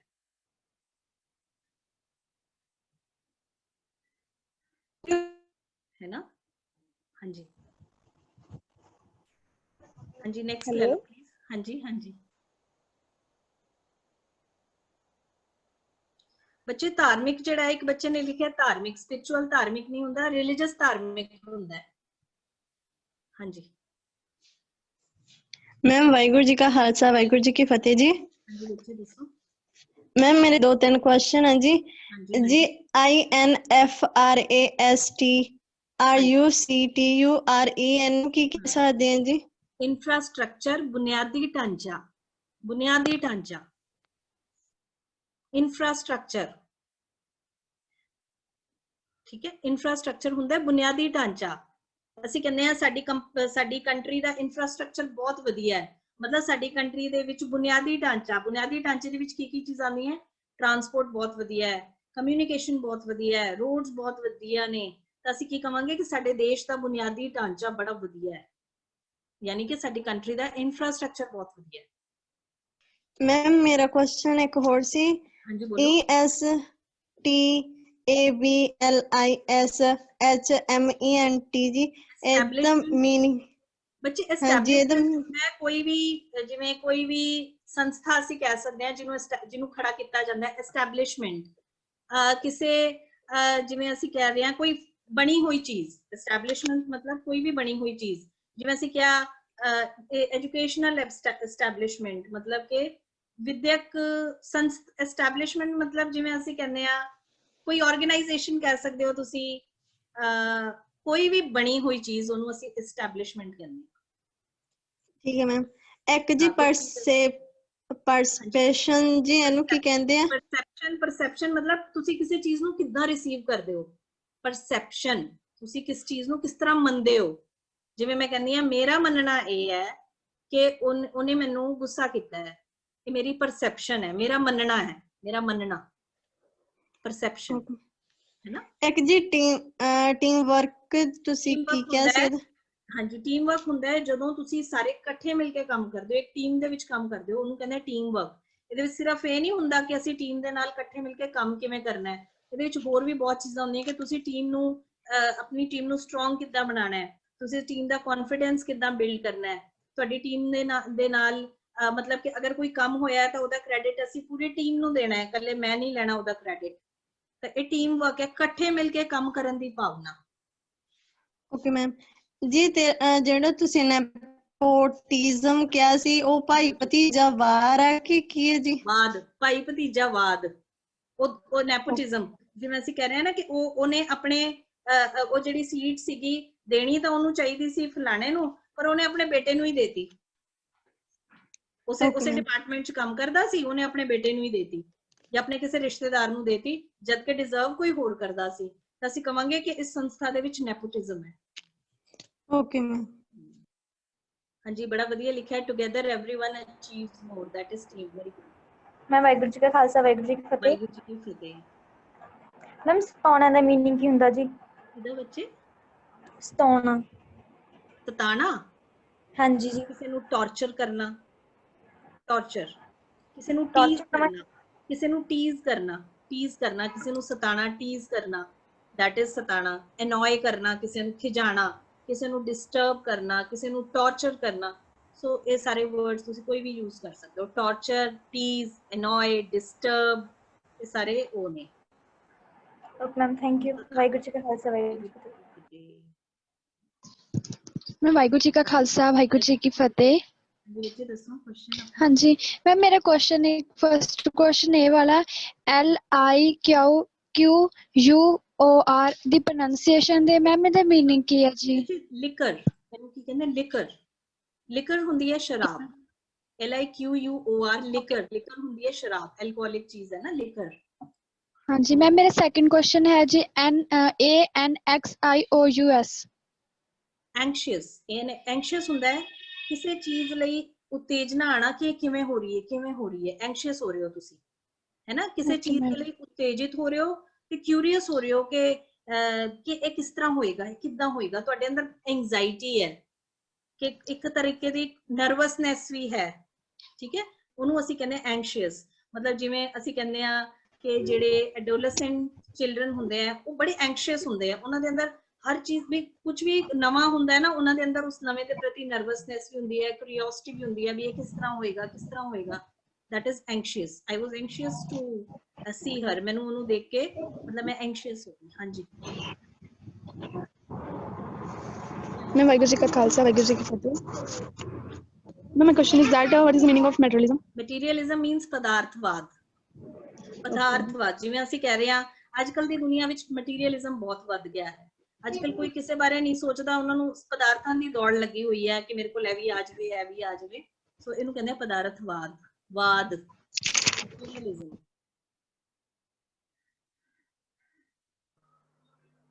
ਮੈਮ ਵਾਹਿਗੁਰੂ ਜੀ ਕਾ ਖਾਲਸਾ ਵਾਹਿਗੁਰੂ ਜੀ ਕੀ ਫਤਿਹ। ਹਾਂਜੀ ਨਵਜੀਤ ਕੌਰ ਬੋਲੋ। Ma'am am I audible? Yes, very much audible. Ma'am, my question is the philanthropist word is the synonym word of benefactor? Yes. Can you spell it out? Okay, ma'am. Ma'am, Waheguru ji ਕਾ ਖਾਲਸਾ ਵਾਹਿਗੁਰੂ ਜੀ ਕੀ ਫਤਿਹ। ਹਾਂਜੀ ma'am ਮੇਰਾ question ਇਹ ਸੀ ਹਾਂਜੀ ਕਿ stable ਦਾ means ਕੀ ਹੁੰਦਾ? Stable ma'am stable. STABLE stable. ਹਾਂਜੀ ਬੱਚੇ stable ਦੇ ਦੋ ਮੀਨਿੰਗ ਹੁੰਦੇ ਆ। ਇੱਕ ਤਾਂ ਸਟੇਬਲ ਹੁੰਦਾ ਹੈ ਸਥਿਰ, ਹੈ ਨਾ, ਲਾਈਕ ਸਾਨੂੰ ਹਰ ਪ੍ਰੋਬਲਮ ਦੇ ਵਿੱਚ ਸਟੇਬਲ ਰਹਿਣਾ ਚਾਹੀਦਾ ਹੈ, ਸਥਿਰ। ਤੇ ਇੱਕ ਸਟੇਬਲ ਹੁੰਦਾ ਹੈ ਜਿੱਥੇ ਹਾਰਸਸ ਨੂੰ ਉਹਨਾਂ ਦੀ ਟੇਕ ਕੇਅਰ ਕੀਤੀ ਜਾਂਦੀ ਹੈ ਨਾ, ਘੋੜਿਆਂ ਦੀ, ਜਿਹਨੂੰ ਤਬੇਲਾ ਕਹਿੰਦੇ ਆ, ਅਸਤਬਲ ਕਹਿੰਦੇ ਆ, ਉਹਨੂੰ ਵੀ ਸਟੇਬਲ ਕਿਹਾ ਜਾਂਦਾ ਹੈ।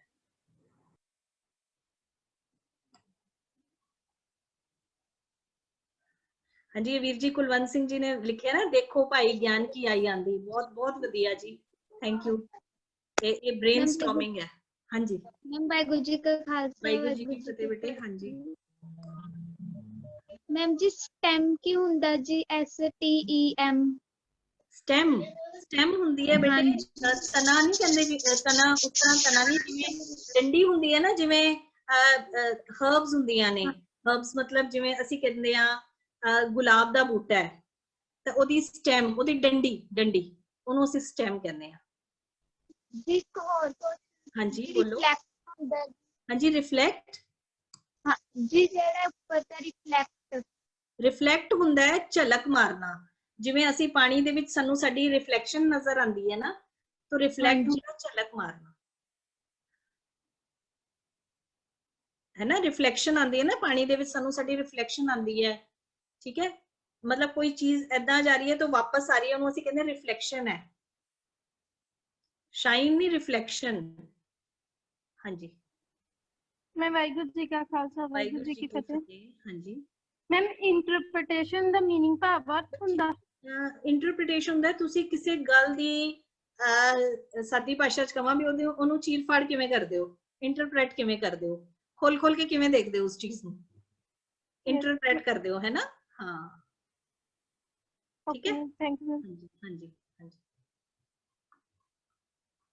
ਪਾਵਰ ਕਹਿ ਸਕਦੇ ਹੋ ਵੀ ਹਾਂ ਇਸ ਚੀਜ਼ ਅਸੀਂ ਮੈਂ ਇੰਟਰਪ੍ਰੇਟ ਇਹ ਕੀਤਾ ਹੈ ਕਿ ਇਹਦੇ ਵਿੱਚੋਂ ਇਹ ਸਿੱਟਾ ਨਿਕਲਿਆ, ਕਹਿ ਸਕਦੇ ਹਾਂ। ਹਾਂਜੀ ਹਾਂਜੀ मैम वाहिगुरु जी खालसा वाहिगुरु जी की फतेह।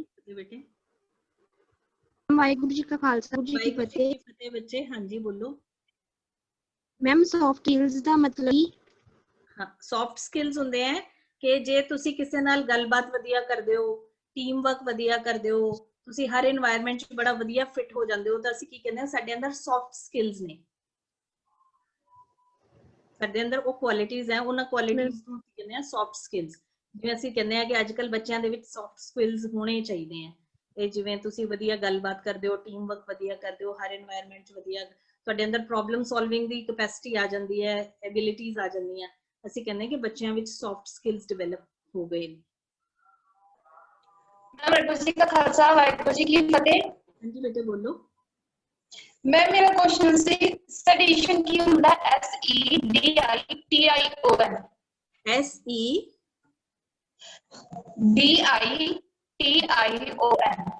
DITION। ਹਾਂਜੀ ਹਾਂ ਜਿਵੇਂ ਕਿ ਅਸੀਂ ਇਹ ਤੁਸੀਂ ਕਿੱਦਾਂ ਮਤਲਬ ਯੂਜ਼ ਕਰ ਰਹੇ ਹੋ? ਮੈਂ ਮਤਲਬ ਕਿ ਇਹ ਮੈਂ LLB ਦੀ ਬੁੱਕ ਦੇ ਵਿੱਚ ਰੀਡ ਕੀਤਾ ਸੀਗਾ। ਹਾਂ ਮਤਲਬ ਸੈਡੀਸ਼ਨ ਹੁੰਦਾ ਹੈ ਜਿਵੇਂ ਕਿਸੇ ਅਸੀਂ ਕਹੀਏ ਕਿ ਕਿਸੇ ਅਥਾਰਟੀ ਜਾਂ ਸਟੇਟ ਜਾਂ ਦੇ ਬਾਰੇ, ਮਤਲਬ ਕਿਸੇ ਵੀ ਅਧਿਕਾਰ ਦੇ ਬਾਰੇ ਜਦੋਂ ਤੁਹਾਡਾ ਕੋਈ ਡਿਸਆਰਡਰ ਆਉਂਦਾ, ਸਿਵਲ ਡਿਸਆਰਡਰ, ਉਹਨੂੰ ਸੈਡੀਸ਼ਨ ਕਿਹਾ ਜਾਂਦਾ ਹੈ। ਹੁਣ ਇਹੀ ਮੈਂ ਤੁਹਾਨੂੰ ਕਹਿਣਾ ਕਿ ਇਹ ਟਰਮ ਜਿਹੜਾ ਤੁਸੀਂ ਕਹਿ ਰਹੇ ਹੋ ਲਾਅ ਵਾਲੀ ਟਰਮ ਹੈ ਨਾ, sedition, so it's a quite complicated term ਹੈ, ਬੜੀ ਡਿਟੇਲ ਦੇ ਵਿੱਚ ਹੈ ਕਿ ਕਿਸੇ ਵੀ ਅਥਾਰਟੀ ਜਾਂ ਸਟੇਟ ਦੇ ਅਗੇਂਸਟ ਕੋਈ ਵੀ ਡਿਸਆਰਡਰ ਹੈ, ਡਿਸਆਰਡਰ ਮਤਲਬ ਕੋਈ ਵੀ ਹੈ ਨਾ, ਡਿਸਆਰਡਰ ਸਮਝਦੇ ਹੋ ਨਾ, ਉਹਨੂੰ ਅਸੀਂ ਸੈਡੀਸ਼ਨ ਕਹਿੰਦੇ ਹਾਂ। ਓਕੇ ਮੈਮ ਮੇਰਾ ਸੈਕੰਡ ਕੁਐਸਚਨ ਹੈ INPRI ਬੱਚੇ SO। ਤੁਹਾਡੀ ਨਾ ਯੋਰ ਵੌਇਸ ਇਜ਼ ਬ੍ਰੇਕਿੰਗ, ਤੁਸੀਂ ਮੈਨੂੰ ਦੁਬਾਰਾ ਬੋਲੋ। ਹਾਂਜੀ ਮੈਮ ਮੇਰਾ ਅਗਲਾ ਕੁਐਸਚਨ ਹੈ INPRI SONMENT। ਇੰਪ੍ਰਿਜ਼ਨਮੈਂਟ।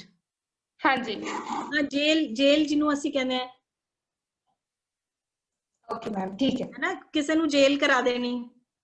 ਹਾਂਜੀ ਹੈ ਨਾ, ਇੰਪ੍ਰਿਜ਼ਨਮੈਂਟ, ਇੰਪ੍ਰਿਜ਼ਨਡ। सो किसी नु जेल करा देनी, to put someone in prison, this is imprisoning, imprisonment।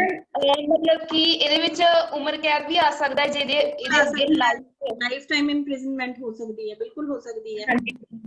ਹਾਂਜੀ ਹਾਂਜੀ okay okay ma'am good evening.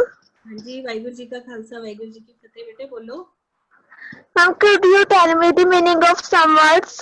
Yes please। The first one is INSTENSITY। बच्चे please repeat, I am not getting you. INSTENSITY। Write in this chat box। Okay ma'am।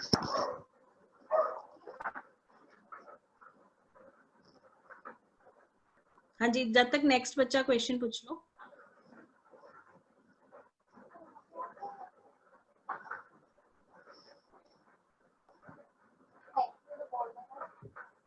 Intensity ਹੁੰਦਾ ਹੈ ਜ਼ੋਰ, ਕਿੰਨਾ ਕੁ ਜ਼ੋਰ ਹੈ, ਬੜੀ ਇੰਟੈਂਸ ਸਿਚੁਏਸ਼ਨ ਸੀਗੀ। ਇੰਟੈਂਸਿਟੀ ਹੁੰਦਾ ਕਿੰਨੇ, ਮਤਲਬ ਜਿਵੇਂ ਮੈਂ ਕਿਹਾ ਤੇ ਨਜ਼ਾਕਤ ਆਪਾਂ ਕਹਿੰਦੇ ਨਾ, ਤੈਨੂੰ ਨਹੀਂ ਪਤਾ ਇਹ ਗੱਲ ਦੀ ਇੰਟੈਂਸਿਟੀ ਕੀ ਹੋਏਗੀ, ਇਹ ਗੱਲ ਕਿੰਨਾ ਕੁ ਜ਼ੋਰ ਫੜੇਗੀ, that is intensity। Okay ma'am। Ma'am and second one is हाँ जी बेटे टाइप कर लो। हाँ जी हाँ, एक बच्चे ने पूछा शॉर्ट कमिंग्स। शॉर्ट कमिंग्स ਹੁੰਦਾ ਕਮੀਆਂ, ਕੀ ਕਮੀਆਂ ਨੇ ਇਹਦੀ, ਕੀ ਸ਼ॉर्ट कमिंग्स है, कमियां। ठीक है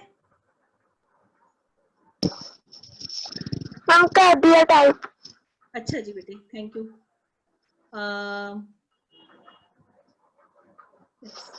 it's mental peace. Mental peace, yes ma'am. Mental peace ਹੁੰਦਾ ਹੈ ਜਿਵੇਂ ਪੁਰਾਣੇ ਟਾਈਮ 'ਚ ਕੀ ਹੁੰਦਾ ਸੀਗਾ, ਇੱਕ ਫਾਇਰ ਪਲੇਸ ਦੇ ਉੱਪਰ ਇੱਕ ਅੰਗੀਠੀ ਦੇ ਉੱਤੇ ਇੱਕ ਸ਼ੈਲਫ ਬਣੀ ਹੁੰਦੀ ਸੀ ਨਾ, ਅੰਗੀਠੀ। Yes ma'am. ਉਹਨੂੰ ਮੈਂਟਲ ਕਿਹਾ ਜਾਂਦਾ ਸੀ, MANTEL। ਸੋ ਉਹਦੇ ਉੱਤੇ ਕੁਝ ਰੱਖਣ ਲਈ ਅਸੀਂ ਕੀ ਕਹਿੰਦੇ ਆ ਵੀ ਉਹ ਮੈਂਟਲ ਪੀਸ ਹੈ। ਉਹ ਮੈਂਟਲ ਦਿਮਾਗ ਵਾਲਾ ਨਹੀਂ, ਮੈਂਟਲ। ठीक है ओके मैम एंड प्लम्प। हाँ जी प्लम। Yes ma'am. प्लम्प ਹੁੰਦਾ ਹੈ ਥੋੜਾ ਜਿਹਾ ਮੋਟਾ। Okay ma'am. ਨਾ प्लम्प ਥੋੜਾ ਜਿਹਾ ਓਵਰਵੇਟ, ਥੋੜਾ ਜਿਹੜਾ ਮੋਟਾ ਹੁੰਦਾ ਨਾ, ਉਹਨੂੰ प्लम्प ਕਿਹਾ ਜਾਂਦਾ, ਚਬੀ। ठीक है ओके मैम, थैंक यू। हाँ जी next please. What is the meaning of apologise? Apologise है दा मतलब ਹੁੰਦਾ ਹੈ ਮਾਫੀ ਮੰਗਣਾ। I really want to apologize, मैं माफी मंगना चाहती हाँ, apologize। ठीक है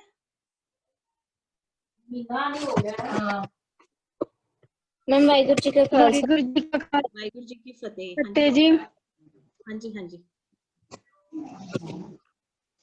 मैम मेरा क्वेश्चन है, don't wait for opportunity, create it। हाँ, अपॉर्चुनिटी, मौके दी वेट ना करो, इंतजार ना करो, मौका खुद बना लो।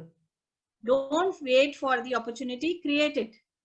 मौका ये ना सोचो कि मौका आएगा कदों आएगा, मौका नहीं आया उन्हें क्रिएट कर लो, बना लो।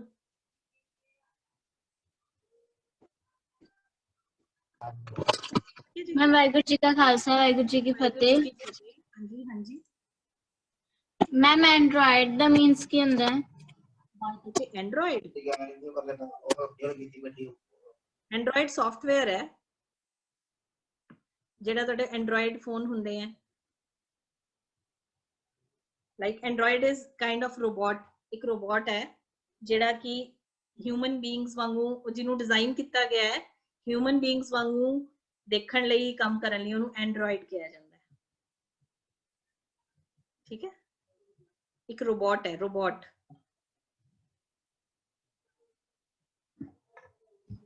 मैम वाहिगुरु जी का खालसा वाहिगुरु जी की फतेह। मैम ਜਦੋਂ ਆਪਾਂ ਪਲੱਸ 2 ਤੱਕ ਤਾਂ ਕਹਿੰਦੇ ਆ ਕਿ ਮੈਂ ਪਲੱਸ 2 ਵਿੱਚ ਪੜ੍ਹ ਰਹੀ ਹਾਂ, ਤਾਂ ਆਪਾਂ ਹੁਣ ਅੱਗੇ BA BCom ਵਗੈਰਾ ਨੂੰ ਕੀ ਕਹਿੰਦੇ ਆ, BCom ਦੀ ਪੜ੍ਹਾਈ ਕਰ ਰਹੀ ਹਾਂ ਜਾਂ ਮੈਂ BCom ਵਿੱਚ ਪੜ੍ਹ ਰਹੀ ਹਾਂ? ਹਾਂਜੀ ਕੁਝ ਵੀ ਕਹਿ ਸਕਦੇ ਹੋ। I am studying in BCom second year, I am doing BCom second year, I have recently done 10+2, मैं ਹੁਣੇ 10+2 ਕੀਤੀ ਹੈ। Now I am in BCom second year, कुछ भी कह सकते हो, सारे करेक्ट है। मैं बीकॉम की पढ़ाई कर रही हूँ। आई एम स्टडिंग कॉमर्स, मैं कॉमर्स पढ़ रही हूँ, ठीक है। I am studying in BCom second year, first year, third year, whatever you want to say. Okay ma'am, thanks ma'am. Okay ji.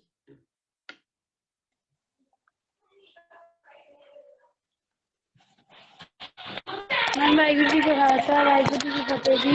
Pursuing बेटे, परसुइंग दी स्पेलिंग चेक कर लो। हाँ जी। Am I audible? Yes, please. ਮੇਰਾ question ਇਹ ਹੈ ਕਿ present indefinite ਵਿੱਚ ਆਪਾਂ ਆਈ ਨਾਲ ਯੈਸ ਨਹੀਂ ਲਗਾਉਂਦੇ, ਵੀ ਆਪਾਂ ਕਹਿੰਦੇ ਆ ਵੀ ਇਹ ਪਲੂਰਲ ਆ, ਪਰ ਜਦੋਂ ਆਪਾਂ ਪਾਸਟ ਵਿੱਚ ਹੈ ਨਾ ਵਾਜ਼ ਲਾਉਂਦੇ ਆ, ਪਰ ਉਹ ਕਿਉਂ ਨਹੀਂ ਲਾਉਂਦੇ ਨਾ। ਬੱਚੇ ਤੁਹਾਨੂੰ ਪਹਿਲੇ ਦਿਨ ਮੈਂ ਗੱਲ ਕੀਤੀ ਸੀ, ਜਦੋਂ ਇੰਗਲਿਸ਼ ਕਲਾਸ ਜਿਹੜੀ ਲੈਂਗੁਏਜ ਹੁੰਦੀ ਹੈ ਨਾ, ਆਰਬਿਟਰਰੀ ਹੁੰਦੀ ਹੈ। ਉਹਦੇ ਰੂਲਸ ਕਿਉਂ ਬਣੇ, ਇਹਦਾ ਕੋਈ ਜਵਾਬ ਨਹੀਂ ਹੁੰਦਾ। ਜੋ ਜਿੱਦਾਂ ਹੈ ਤੁਹਾਨੂੰ ਐਜ਼ ਇਟ ਇਜ਼ ਹੀ ਯਾਦ ਕਰਨਾ ਪਏਗਾ। ਕਿਸੇ ਵੀ ਭਾਸ਼ਾ ਦੇ ਜਿਹੜੇ ਰੂਲ ਹੁੰਦੇ ਆ ਨਾ, ਤੁਸੀਂ ਇਹ ਨਹੀਂ ਕਹਿ ਸਕਦੇ ਇਹ ਏਦਾਂ ਕਿਉਂ ਹੈ, ਏਦਾਂ ਕਿਉਂ ਨਹੀਂ ਹੈ। You have to learn it, you have to accept it, you have to do it as the way it is. That's it. Okay. ਸਾਰਿਆਂ ਦਾ ਬਹੁਤ ਬਹੁਤ ਧੰਨਵਾਦ ਜੀ। ਅੱਜ ਦੀ ਕਲਾਸ ਬੱਚਿਆਂ ਨੇ ਵੀ ਬਹੁਤ ਚੜ੍ਹਦੀ ਕਲਾ ਦੇ ਨਾਲ, ਤੇ ਮੈਡਮ ਨੇ ਵੀ, ਸੋ ਸਾਰਿਆਂ ਦਾ ਬਹੁਤ ਬਹੁਤ ਧੰਨਵਾਦ ਜੀ। ਅੱਜ ਸਮੇਂ ਦੀ ਹੁਣ ਇੱਥੇ ਸਮਾਪਤੀ ਹੈ ਜੀ। ਹੈਂਡਰਿੰਗ ਤੇ ਹੋਰ ਵੀ ਹੈਗੇ ਨੇ, ਪਰ ਆਪਾਂ ਲੈ ਨਹੀਂ ਸਕਦੇ, ਸਮਾਂ ਬਹੁਤ ਜ਼ਿਆਦਾ ਹੋ ਗਿਆ ਜੀ। ਇਸ ਕਰਕੇ ਭੁੱਲਾਂ ਚੁੱਕਾਂ ਦੀ ਖਿਮਾ ਜੀ। ਕੱਲ ਨੂੰ ਫਿਰ 4 ਵਜੇ ਜੁੜਦੇ ਹਾਂ। ਫਿਰ ਦੁਬਾਰਾ ਤੋਂ ਬੇਨਤੀ ਕਿ ਕੱਲ ਨੂੰ ਸਾਡੇ ਨਾਲ ਭਾਈ ਜਸਵਿੰਦਰ ਸਿੰਘ ਜੀ ਇੰਗਲੈਂਡ ਵਾਲੇ, ਜੋ ਟਰਸਟ ਦੇ ਮੁੱਖ ਸੇਵਾਦਾਰ ਨੇ, ਉਹ ਆਉਣਗੇ, ਜੁੜਨਗੇ। ਸੋ ਸਾਰਿਆਂ ਨੇ ਆਪਣੇ ਰਿਸ਼ਤੇਦਾਰਾਂ ਨੂੰ, ਹੋਰ ਸਾਰਿਆਂ ਨੂੰ ਇਹ ਜ਼ਰੂਰ ਭੇਜਣਾ, ਦੱਸਣਾ ਕਿ ਕੱਲ ਨੂੰ ਜ਼ਰੂਰ ਕੈਂਪ ਲਗਾਉਣ ਜੀ। ਸਾਰੇ ਸਮੇਂ ਸਿਰ ਜੁੜਨਾ ਜੀ। ਸੋ ਸਾਰਿਆਂ ਦਾ ਬਹੁਤ ਬਹੁਤ ਧੰਨਵਾਦ ਜੀ। ਬੁਲਾਓ ਫਤਿਹ। ਵਾਹਿਗੁਰੂ ਜੀ ਕਾ ਖਾਲਸਾ, ਵਾਹਿਗੁਰੂ ਜੀ ਕੀ ਫਤਿਹ। ਹਾਂਜੀ, ਇੱਕ ਬੱਚਾ ਹੈ ਨਾ, ਉਹ ਮੈਨੂੰ ਆਪਣੇ ਵਰਡਸ ਨਾ ਸ਼ੋ ਕਰ ਰਹੇ ਆ ਸਕਰੀਨ ਤੇ। ਉਹਨਾਂ ਨੂੰ ਕਹਿ ਦੋ ਚੈਟ ਬਾਕਸ ਲਿਖ ਦੇਣ, ਮੈਂ ਨੈਕਸਟ ਕਲਾਸ ਵਿੱਚ ਆਨਸਰ ਜ਼ਰੂਰ ਕਰ ਦਾਂਗੀ। ਉਹ ਨਾ ਸਕਰੀਨ ਤੇ ਸਿਰਫ ਹਾਂ ਮੈਨੂੰ ਨਾ ਪੇਜ ਸ਼ੋ ਕਰ ਰਹੇ ਸੀ ਕਿ ਇਹ ਪੇਜ ਤੇ ਕੁਝ ਲਿਖਿਆ ਹੋਇਆ ਹੈ, ਮੈਨੂੰ ਉਹਨਾਂ ਦਾ ਪਤਾ ਨਹੀਂ ਚੱਲਿਆ ਕੌਣ ਸੀਗੇ। ਉਹ ਚੈਟ ਬਾਕਸ 'ਚ ਲਿਖ ਦੇਣ ਆਪਣੇ ਸਾਰੇ, ਤੇ ਫਿਰ ਅਸੀਂ ਉਹਦਾ ਆਨਸਰ ਕਰ ਦਾਂਗੇ ਨੈਕਸਟ ਕਲਾਸ ਦੇ ਵਿੱਚ। ਹਾਂਜੀ ਬੱਚੇ, ਸੁਣ ਲਿਆ ਹੋਵੇਗਾ ਤੁਸੀਂ। ਜਿਹਦਾ ਕਿਸੇ ਦਾ ਕੋਈ ਕੁਐਸਚਨ ਹੈਗਾ ਉਹ ਚੈਟ ਬਾਕਸ ਦੇ ਵਿੱਚ ਲਿਖ ਦਿਓ। ਅਗਲੀ ਵਾਰ ਮੈਡਮ ਤੁਹਾਡੇ ਜਿਹੜਾ ਇਸ ਕੁਐਸਚਨ ਦਾ ਆਨਸਰ ਹੈ ਜਿਹੜਾ ਜ਼ਰੂਰ ਦੇਣਗੇ ਜੀ।